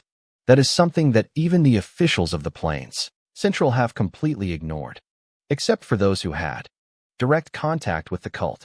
We see her asking you, what is your relationship with the Spirit Demon Cult? He answers, my God, Inspector, why are you doing this? Suddenly, I will explain everything. But please, let me go first. She says, I'm sorry. I got a little emotional for a moment. Gang Nose says, more importantly, judging by your reaction, Inspector, it seems that even you know about them. Instructor, no, Gang. The existence of the demon spirit cult that you mentioned is a matter of utmost importance to me than anything. Could you explain to me, with the utmost detail and truth possible, how you know about them? Instructor: Yes. Inspector: I will explain everything. Shortly after having decided that my position as instructor assistant would be publicly revoked, while reflecting on myself for still being unable to use my internal energy, I was walking outside the academy late at night, and then suddenly I was kidnapped by someone. Kidnapped? She asks. Yes, he replies. I didn't even manage to react in time. After I regained my consciousness, I clearly remember the face of that person. We see that person speaking. If you resist, you will die like trash. Accept your destiny. Consider it an honor to serve for the great rebirth. No gang. Continue. The macabre voice of the masked man who said those words.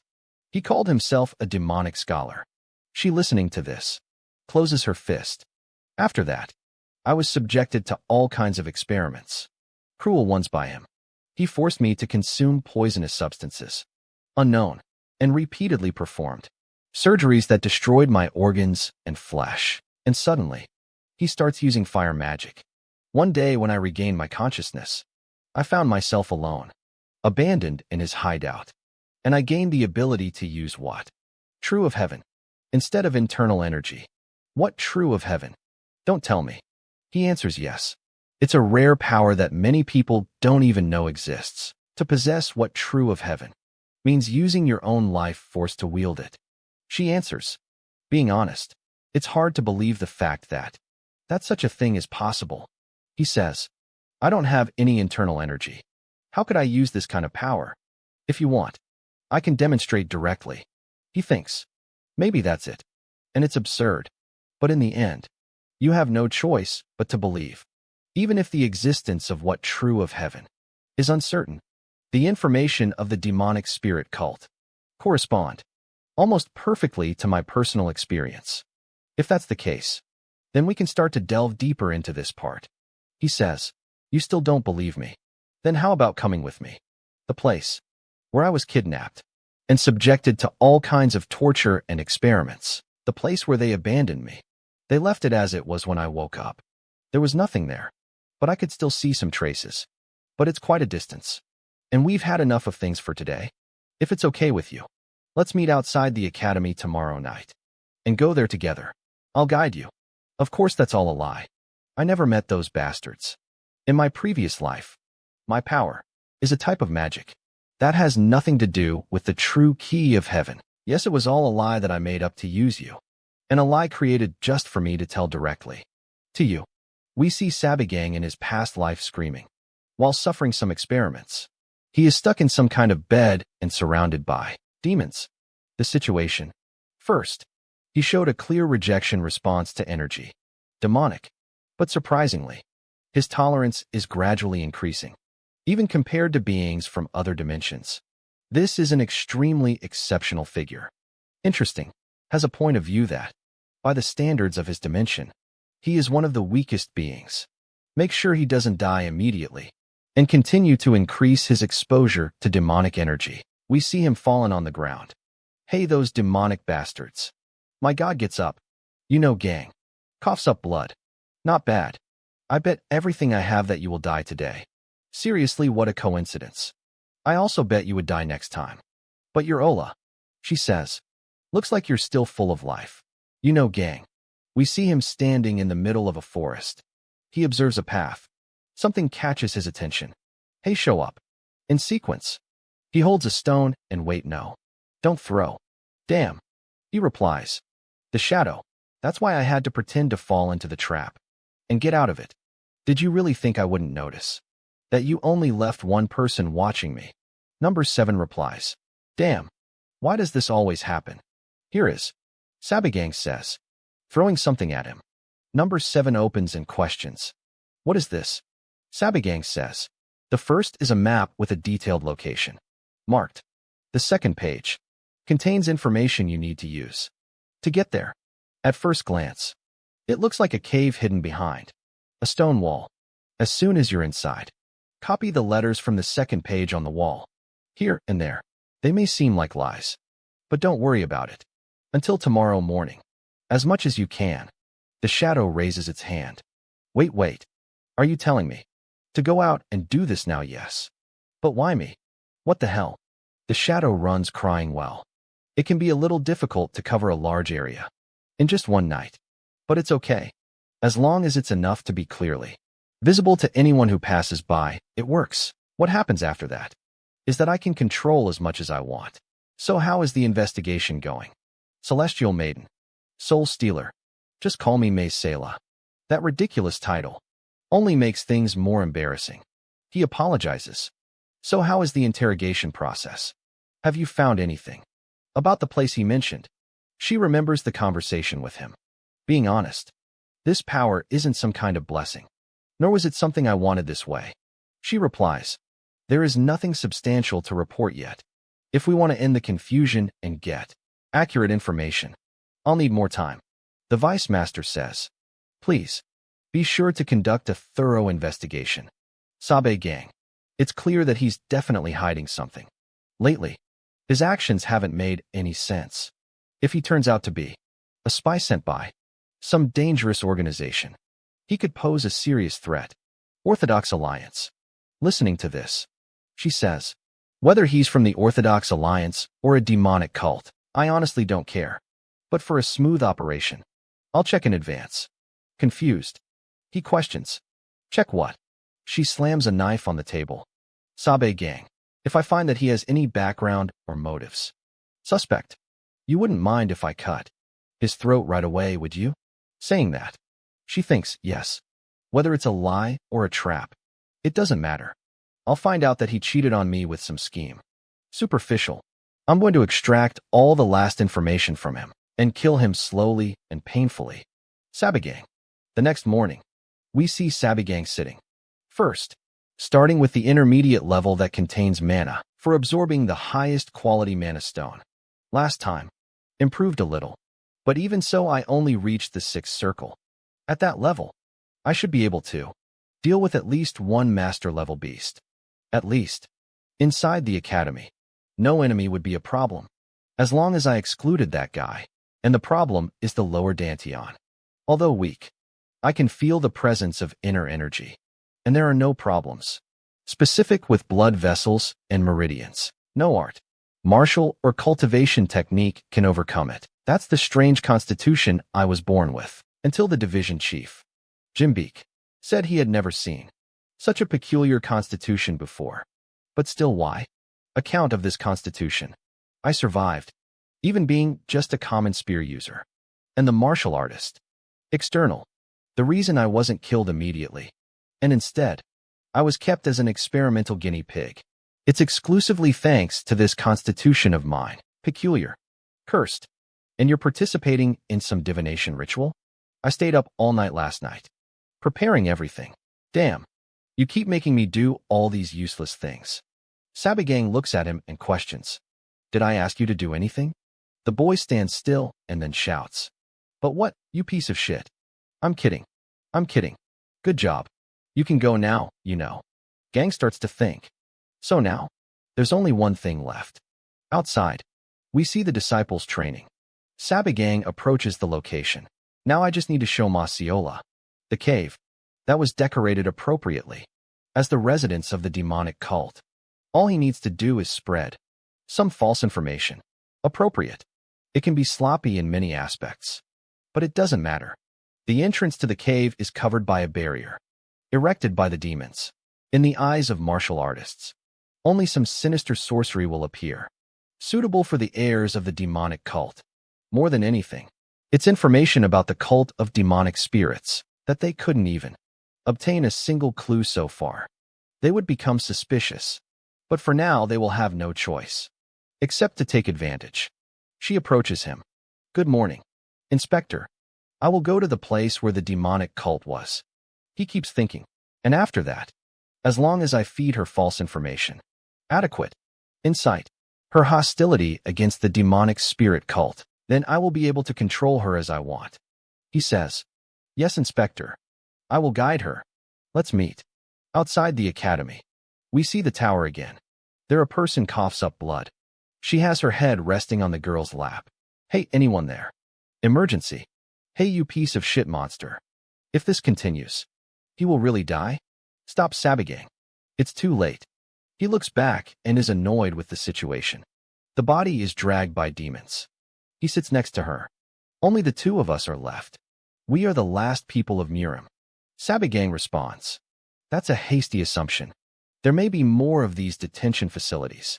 Somewhere. Maybe there are survivors somewhere in Murim. What a shitty life. It would have been better if I had just died on the battlefield. You know what's even funnier? This isn't my first time being captured like this. Sabagang asks. You mean you've been through something like this? Even when you were in Jangru? Yes, they're called the demonic spirit cult. Even if I tell you, you won't understand. A glow starts to spread through the place, you know? Gang asks. So this is the ability to absorb star art. It's acquired as a side effect of the experiments. She answers yes. This is the first time in my life that I'm telling this to someone. I find it fascinating that she has the ability to function, also with these monsters. I never knew such circumstances existed. So, in the end, your revenge failed. She answers. To be exact, I'm giving up. For 10 years, no trace of the demonic spirit cult was found. Gradually, I realized that, in the beginning, I was part of a powerful group that no one could match. You know, gang, do you know why I agreed to enter this war and tried to endure it? He supposes. Very clear. It was for the future and survival of the Janguru. She looks at him and smiles. He's surprised. You really? She says yes, right. To protect the Janguru from these monsters from outside, when we had no option to fight. For the sake of the future and our survival. I got tired of living. But I didn't have the courage to take my own life. So I went to war. Just to find a place to die. I didn't know I would die slowly in a place like this. Don't give up, says Sabagang.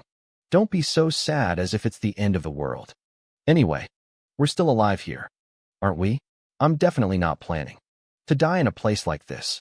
You know how much I endured, fighting like hell, without even being able to use my inner energy. So now that it's come to this, you must clench your teeth and hold on tight too. If somehow we survive and get out of here from these bastard monsters, let's get revenge on those bastards from the demonic spirit cult, or whatever it is. I'll help you too. And there, are you feeling a little better? What a joke. How can someone who can't even use internal energy say that? Back to the present moment. We see him running. Sabagang advances towards the location. Memories of the past that I buried hundreds of years ago keep appearing. That's because I met her directly after I returned. Unnecessary sentimentality can wait. Now, my main priority is to secure Masiola with convincing words. The power within Masiola that not even she fully understands yet. That is one of the essential conditions for subjugating. Tarant, I won't say something like, I'm sorry, or please, understand. I've gone too far to be brooding over these things now. We were waiting in a tree. She observes and thinks. I arrived much earlier than agreed. I was taking a look at the area. I analyzed the surroundings for a while too, but there doesn't seem to be any kind of trap or traces of anything around here. So he messed up the place. Could it be that he is also from the demonic spirit cult, someone behind her? You arrived early. I shouldn't say that. But as soon as she turns around, she doesn't find Sabagang, but a huge man, completely different. She is startled and we see a hand being stretched out. Then, we move on to a flashback. A child runs in the snow. It's snowing. It's cold. Child. Snow makes you happy. Hey, be careful. She trips on a stone and falls to the ground. That hurts. Did you see what I told you? Come on. You can get up now. My dear. Wake up, woman. Upon waking up, she notices she is trapped against a pillar. The man who found her stares at her. You are a celestial maiden who steals souls. I will avenge my brother, the idiot who was killed by you, says the leader of the Black Plague sect. Execution maniac. We Sanguitico. Black Death sect. A notorious sect known for theft, murder, kidnapping, human trafficking, and all kinds of violent crime. Who would imagine that the leader and the vice leader were brothers? I was too careless. Normally, I would never lose a chase like that. Did I let my guard down? Totally. Just because I saw a clue about the spirit cult. Demonic. While she thinks, the man starts talking. When I learned that my younger brother had been injured, I assumed you seduced him with that body of yours, but unexpectedly, your martial arts were somewhat impressive. Thanks to you, we spilled quite a lot of blood. What a load of nonsense. What, you want to have fun? A little like your dead brother. Wasn't that your intention from the beginning? By going to so much effort to capture me? You know, yes, if I wanted to kill you, I would have already done it. If the rumors turned out to be false, I would have cut off your head immediately. So it's true that the celestial maiden who steals souls is a beauty of eternal legend. Today I will enjoy the pleasures of the clear sky. I'll start by cutting off these cursed hands that are said to absorb internal energy. And then, after you satisfy every subordinate here, I will peel off that delicate skin of yours, piece by piece, with the utmost care. Finally, I'll kill you. Only then will my brother be able to rest in peace, don't you think? That's not a little too dirty to be called revenge. By saying that, she starts to think, damn, I thought I finally had found a clue to those bastards. Instead, I'm about to die at the hands of beasts like them. Well, I guess this is an appropriate end for an assassin. Careless, blinded by revenge. Come on, boss. Cut her down quickly. Let's have fun. The man who said that is hit by a Sabagang strike. Everyone is astonished and looks back, seeing what just happened. Sabagang is standing among the men. Instructor, Sabagang. She seems startled by something. Sabagang has a hateful expression on her face. The man lunges at him, tries to attack him, but using magic. He dodges, approaches the man and grabs him by the neck. He lifts the man who groans in pain and asks, you know what? You bastards almost ruined my last hundreds of years. Lightning strike. The men watch in fear. The man being electrocuted. She gets scared too. In Sabagang's hand, we only see a completely deformed body. What was that now? One lightning, you idiots. Why are you standing there? Kill him now. One rune appears in front of Sabagang. Blink the opponent too. And Sabagang appears behind their backs. Air blast. After being hit, the man's body falls to the ground. Sabagang picks up his sword that was flying and goes towards another one. He cuts him like that. The rest stand still, watching, afraid to advance. Menablade. The men start to sweat cold. As soon as he raises his sword, the others start to run. But Sabagang doesn't allow it. With a fluid movement, he passes cutting the fugitives. Each one is hit in a point of the body and has a different member cut. The rest of the men beg for their lives, trying to save themselves somehow. Meanwhile, she is astonished as she watches. That guy, he is the man that I have been observing for the last days. Suddenly, something calls her attention. The chief of the group tries to attack him from behind. Careful. He performs the attack, and we see an impact. Despite that, his face is astonished. His hand practically breaks with the impact of his blade. We see Sabagang's neck with a different texture. Stone skin. Enhanced defensive energy.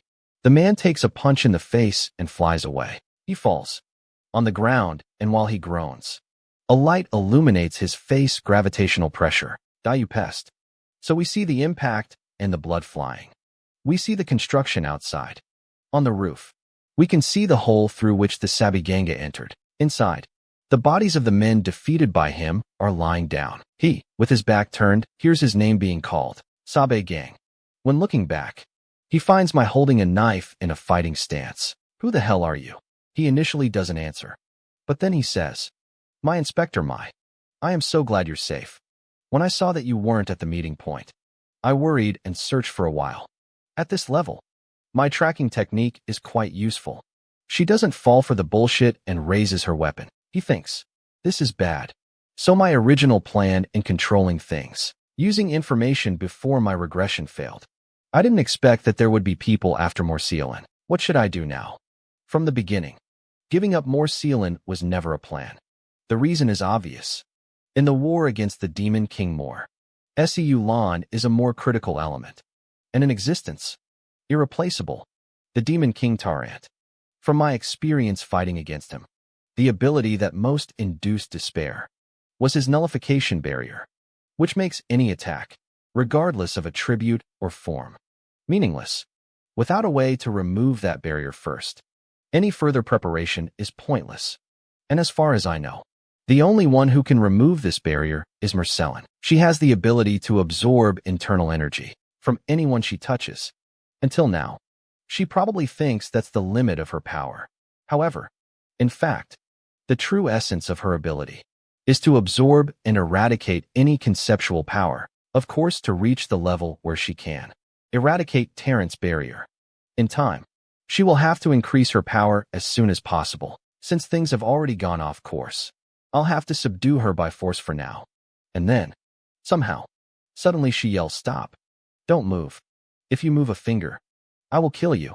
Sabang. Another memory returns to your mind. "Hey Sabang, can you hear me? Listen to me." We see him in a deplorable situation in the girl's lap. He just groans in pain. He's still holding on. His whole body must feel like it's being torn apart. His mental strength is impressive. It's only a matter of time. No human can withstand so much mana. But still, it's okay to let him die that way. I don't care. We've already gotten enough experimental data. Anyway, he might become a threat in the future. If we let him live, it's better to discard him here. She thinks. The various types of energy they injected into him are conflicting and being violently rejected. These monsters really intend to kill him. "Yes, Sabagang, it's me. Kill me." She's startled to hear the request. "I can't take it anymore. Don't you dare talk like that. Didn't you say before that we would survive this together and take revenge, didn't you?" He lost consciousness. His body is breaking down, and more rapidly. She's still holding him in her arms. She remembers the conversation the two had. She stares at him and, closing her eyes, thinks, "I'm sorry, Sabagang." Suddenly he wakes up. Upon waking up, he doesn't seem to understand what happened. "The energies inside my body are completely gone. What the hell happened?" She says from behind him. "Looks like it worked. I'm happy. But SC Yulan, what did you do?" As he turns around, he's startled. "To be honest, I wasn't sure it would work, you." He tries to get up. That's right in front of her. "Don't move. Stay still. You were about to die." After discovering that my abilities worked on those monsters, I learned that I can absorb more things than I imagined. I somehow managed to absorb. But the energy was so alien that I spoke in Radicala. Maybe it would have worked if I had realized it sooner. He says, "Crazy woman. Is it really the time for you to say that? You're about to die?" "But Eula, why? Why would you do something like that for me?" "Because you told me before not to give up. As if everything was over. A real man keeps his word, right? You idiot. I only said that to keep you alive. I never wanted anything like this. Live and remember from time to time that there once existed a woman as great as me. And also, one more thing. We return to the present moment." Sabagang sighs. He drops his sword and says, "Don't be nervous. I have no intention of hurting you. And I should just believe that? How did you know I was trapped here? Furthermore, those strange martial arts you used, they aren't even martial arts. Core energy? Don't ask me to believe this nonsense. To begin with, what you said about the demonic spirit cult, it was a lie. It wasn't. Tell me the truth. What is your real identity? Even if I answered now, you wouldn't believe me. Instead, I'll tell you what I can do for you. First, I will help you to take revenge on the demonic spirit cult. Second, I will make your arts, martial, and your absorption capacity much stronger than they are now. Third, I will take full responsibility for protecting you from any threat that appears in your path, just like now. In return, I only have one request. I ask that you stay in the Dragon Spring Academy and stay by my side. That's all. Stay by your side? What kind of bullshit is that? You are asking me to become your concubine or something. No, I meant exactly what I said. If you are killed again for making enemies in the wrong place, it will be problematic. Listening to that, she says what you said. You think you can say anything now, just because I'm vulnerable? Who knows? What would you try? If I let you get this close, are you going to slowly train me to your liking? Go to hell, you perverted bastard. I'd rather bite my tongue and die here. And now? It'd be okay. Even if you did that, your parents would suffer. That child. What's wrong? Master of Uista. There's something wrong with our daughter. For now, her health is okay. But unfortunately, This child was born under a very cruel destiny. And perverse. What? How can you say such a thing? Have you already named her? No, not yet. Then name her Seolan. A name contains power. With that, even amidst trials as bitter as winter, she will endure and survive. Mom, Dad, you idiots. How could you believe such nonsense? Of course, we don't believe every word. But we couldn't help but worry. So after Daruka left, we discussed it.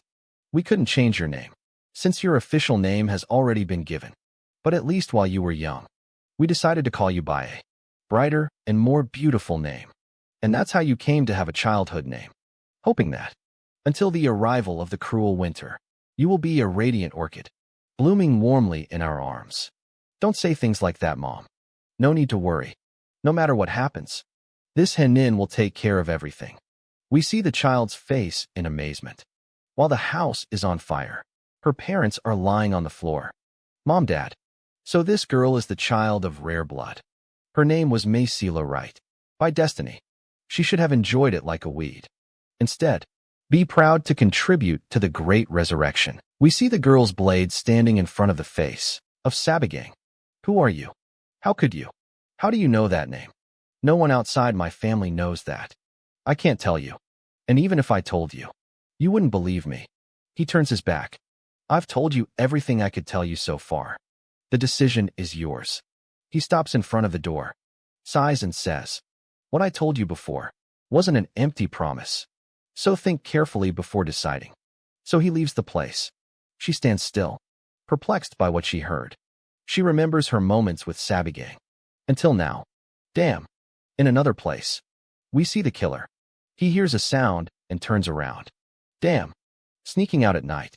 Even passing by the surveillance. Where the hell did you go? Were you checking that job from the other day? Sabagang stares at him with hatred in his eyes. The man leaves there. Then, he lies on the bed. Damn. The other day, we see his students training. Sabagang is standing on the training ground. Of course she wouldn't let. For this reason, regardless of her resentment against the demonic cult, her words were very suspicious. Not to mention that she herself is dangerous. If I were Moryerland, I would withdraw for now and investigate separately. Sabagang, you fool. You're going to ruin everything. Because of one incident from over 200 years ago, before it's too late. We need to find her now. And somehow. Inspector. Good morning. Sabagang looks back and finds more of his land. You are so right. Good morning. Indeed. Good morning. Instructor knows. I'm sorry for interrupting your class. Can I borrow some of your time? But Inspector. Students sit down and start meditating.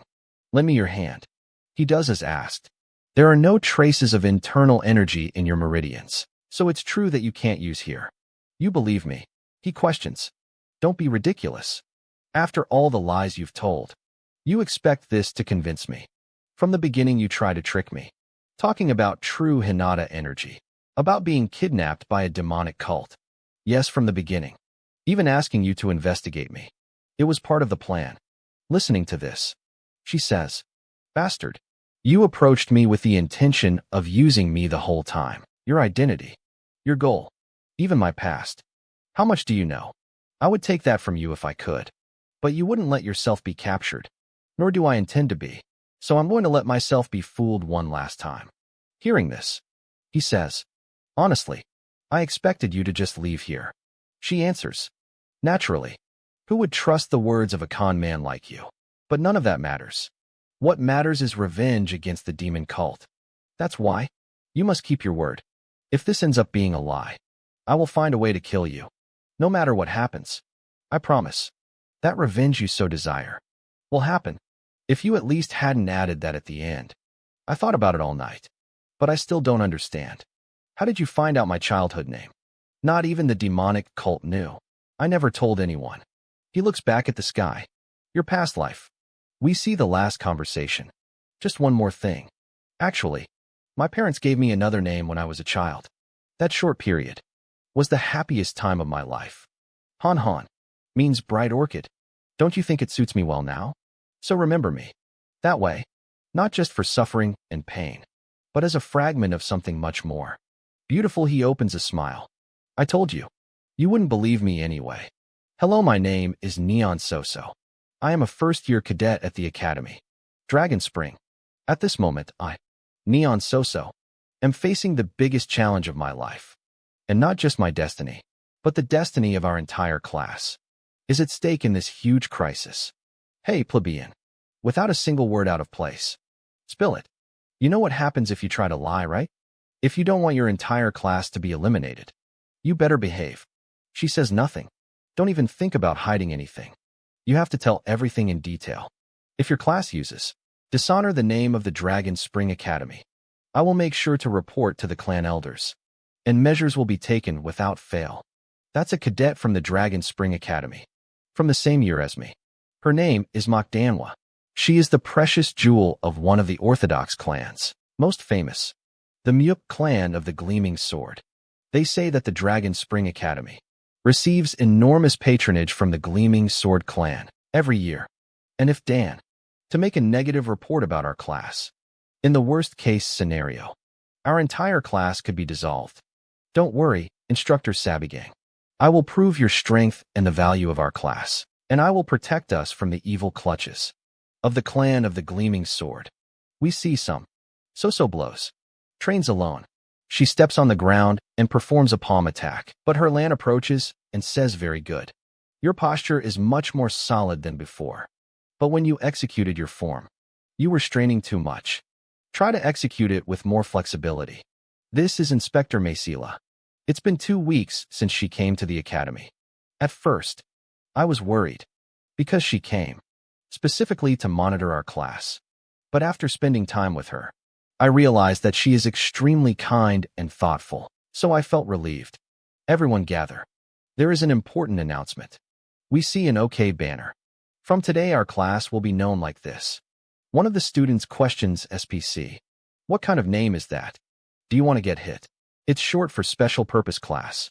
This is a class with a mission that no other Academy Cadet, Dragon Spring, can perform. And what exactly is this mission? The defense of the central plains of Murim. This is our instructor Sabo Gang. Sometimes, he acts in a slightly eccentric way, but normally he is cool and a respectable instructor. Originally, Instructor Sabo Gang was famous for being completely unable to use internal energy. But approximately a month ago, during a public sparring, it shocked everyone, demonstrating an incredible energy technique. And then, in no time at all, he passed the promotion exam to become a full-time instructor. And then he became the mentor of our class. He said he went through a lucky encounter. Sometimes, it even seems like he's a completely different person compared to before. But in the end, it was good for both him and us. Must be a blessing, right? What nonsense. Are you serious? Is that what you tell the training cadets? You think this is child's play? He replies, I'm being serious. Inspector, protecting the Murim is a joke to you? That name hasn't even been approved by the Academy. That's what we're going to do now. You'll help me with that, right? While they argue, Soso keeps thinking. At first, the two of them were very formal and polite to each other. But lately, this kind of small argument has been happening more frequently. The inspector is becoming dissatisfied with the instructor. It no longer seems like if a wall between the two had been broken. What exactly happened to the two of them? Hey, wait, stop right there. Enough of these unnecessary stories. Who asked you to talk about the flirt between the instructors?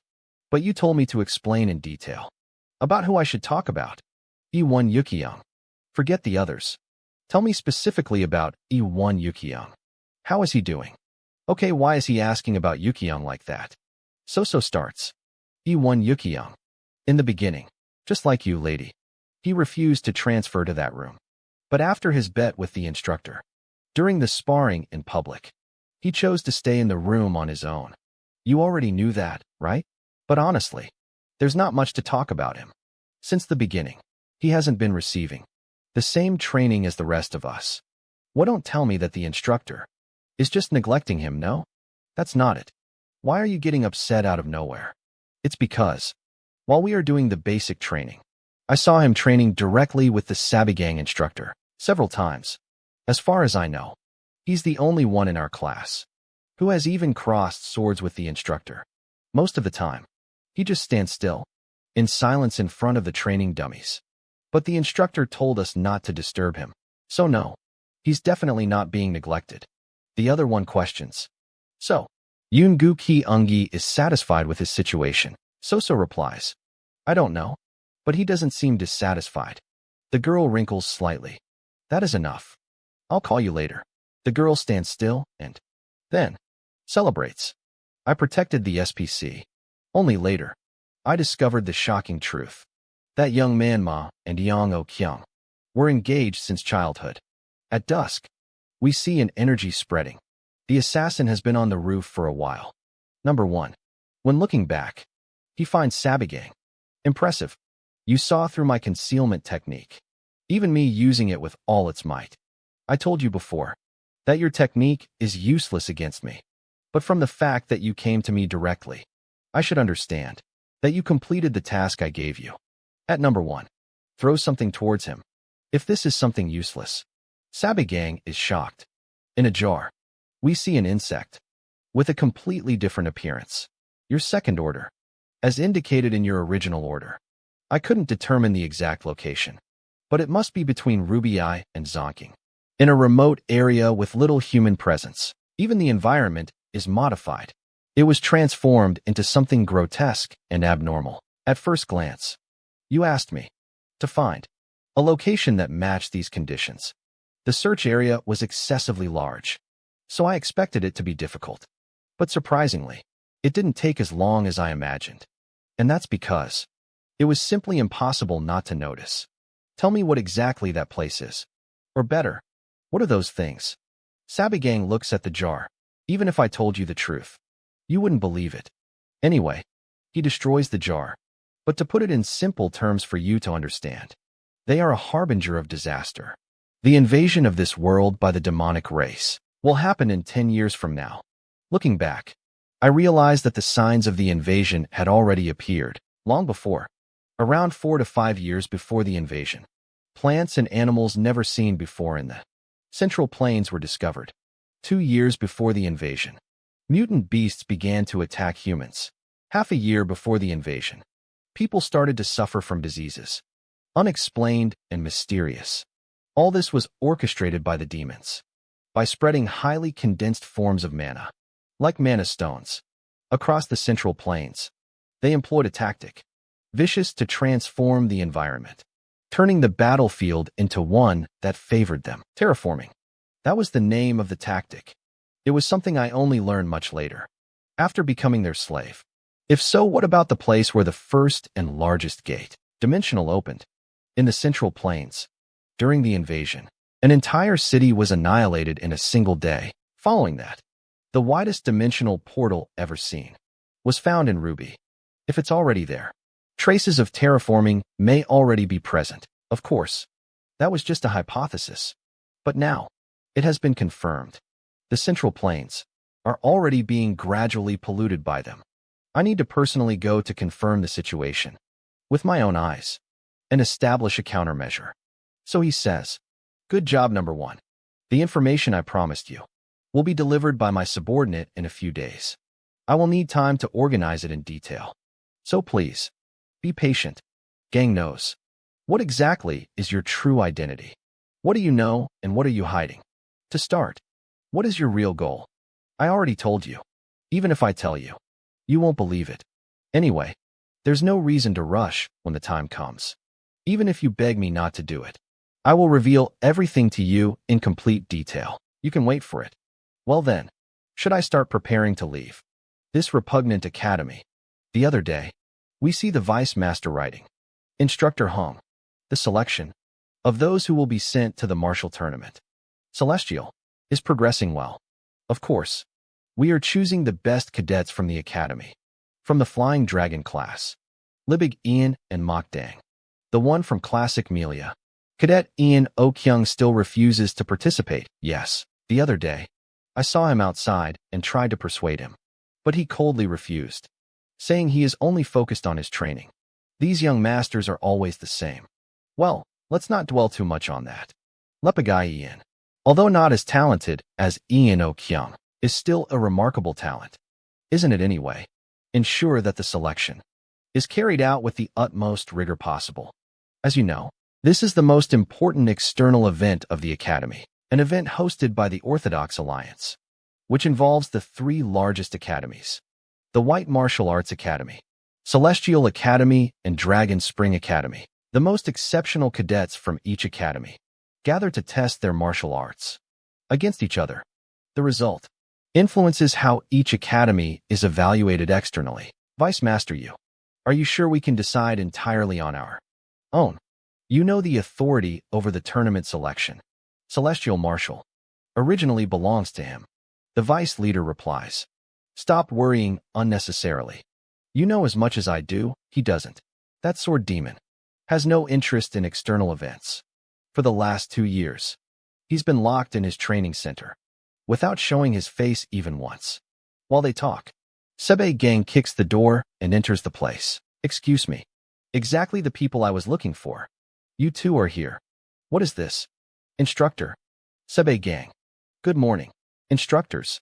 I have a very important to make as a senior instructor for this next Celestial Martial Tournament.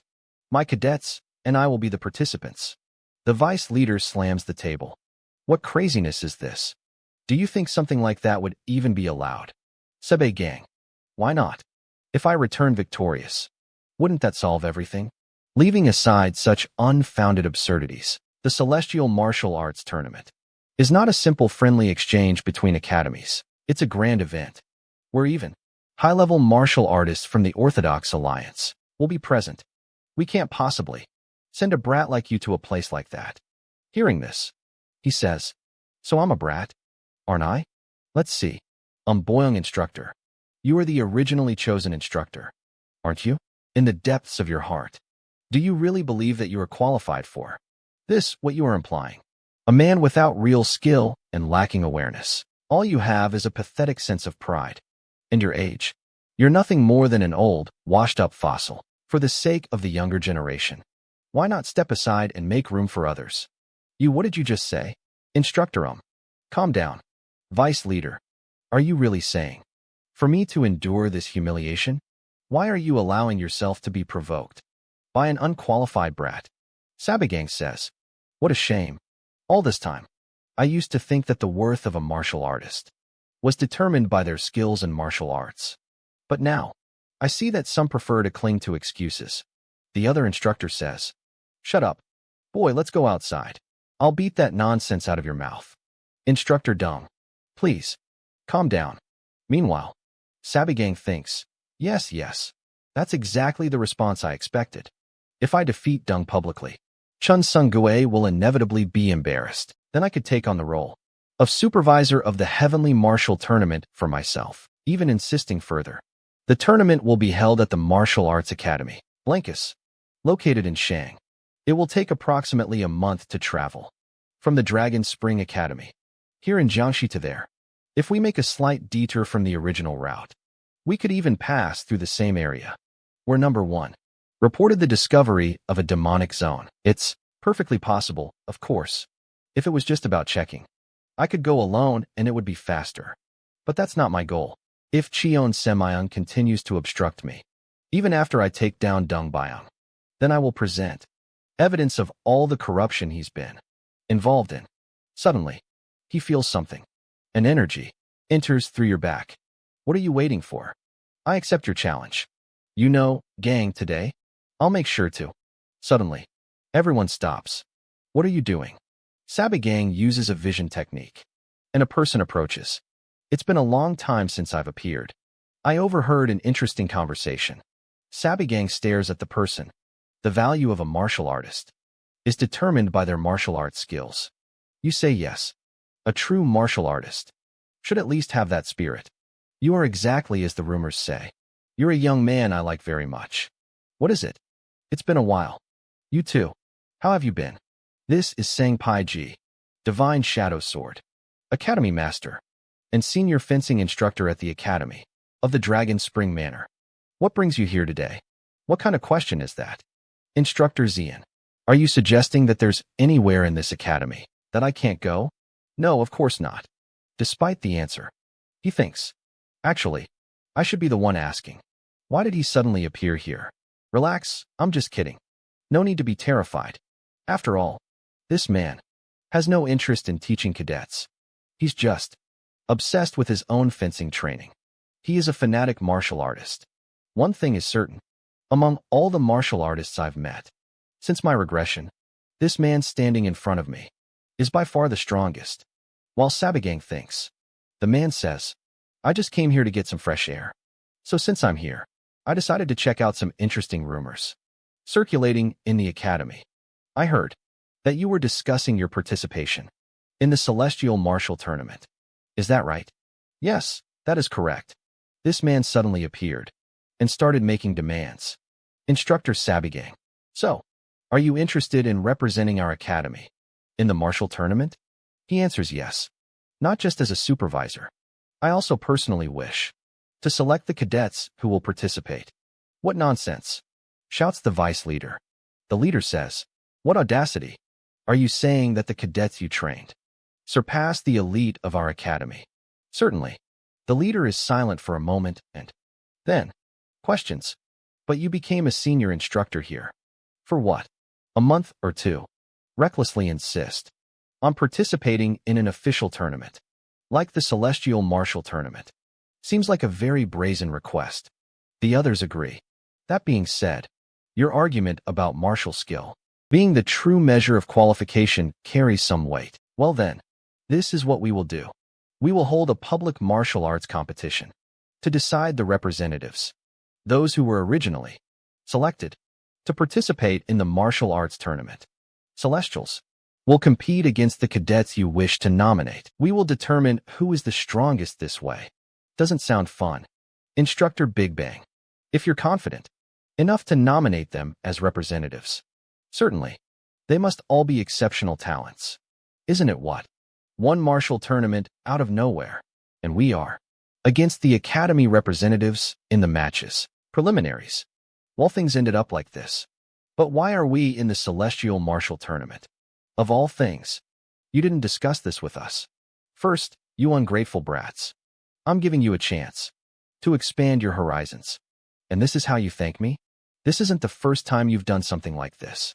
Without consulting us beforehand, let's at least hear the reason first. Why we're suddenly going to participate in this tournament. Because, of course, it's to show my beloved cadets the wider world beyond this stinking pit. She asks, did you just call our academy a stinking pit? The very one you belong to. Rigid training. Training without intention. Escape from this low-quality education is what matters most. Wodong says, enough nonsense. So the fight table has already been set? You insolent brat, yes. I just got it. So let's see. Eonja Riang. What? Your opponent is Zojin Blood from the Fierce Tiger Room. He is also a first-year student. Damn. What's wrong? Do you know him well? Yes. He used to be in our class. The details aren't something to be proud of. But Yaryong challenged him several times and was destroyed every time. Hey, I wasn't destroyed. It wasn't that bad, well. You never even hit him. But still, it's you. That's right. If you're going after someone, at least win once. Next, Joe Montague. Your opponent is first-year student McDayoa from the Flying Dragon class, McDayoa. I'm screwed. Sabagang questions Mockdown A. Who is she? I've definitely heard that name before. Mockdown A is none other than the eldest daughter of the famous Mock clan. They are an important clan of swordsmen, capable of rivaling even the Ian clan. She even appeared during the class transfer announcements before, the girl who refused terminally to enter our class. Not that I care, says Sabagang. Don't worry. Instructor, Dan A is my friend, so I'll talk to her. We can resolve this peacefully. Sabagang replies, right, good luck with that. But your opponent is someone else. Nung Soso. Your match is against Wong, a second-year student from the Fierce Tiger class. Who is he? I know that senior. He is the eldest son of an escort agency, known. And he is also related to the instructor. Bu Young. I understand. So that makes one. Guaranteed trash. Next, Guyon Wookyoung. Your opponent is Libijin, a third-year anist from the Flying Dragon Room. Everyone looks at him because he didn't have any reaction. Instructor, you really don't know who Libijin is? He is the best student of all the third years. Sabagang says. Of course I know. But what does that have to do with all of you? Getting nervous? It's not just that. He is also the vice master of the Lotus Sword Hall, and this sword hall was founded by a collateral branch of the Yun clan. Sabagang questions. So, you're saying you two don't get along very well? So he's stronger than you? Kyung smiles. At that point, I don't know. That's good enough, answers the instructor. Lastly, Dan Yong, your opponent, is someone who used to be in the same class as you. Goku Bak. Goku Bak is my opponent? Are you serious? Yes, the same one who acted all cocky and got beaten by me in front of everyone. But he specifically, instantly asked to fight you. Damn. Now I'm going to be humiliated in front of the whole academy. Sabagang approaches the two. Don't worry. My disciples. Do you think your instructor would just sit and watch you guys being made fools? However, remember this. No pain, no gain. From today, you have exactly 1 week until the tournament. You will have to try more than normal. I don't mind winning. Did I ask your opinion? We see the two training. For the next week, the intensity of your basic training will triple. This will be a special limited time training. And I, instructor, Neon Soso, you will be personally guided by our beautiful and splendid inspector. Right there. Hey, who let you decide that? I will continue to train by myself. As always. All right. All right. I trust you. Where's Tiao? The king, huh? Instructor, will I go through some kind of special training? 2. No, you should continue focusing on your breath cultivation. Nothing else. Come on. Isn't it time for you to teach me something new? Sabagang questions.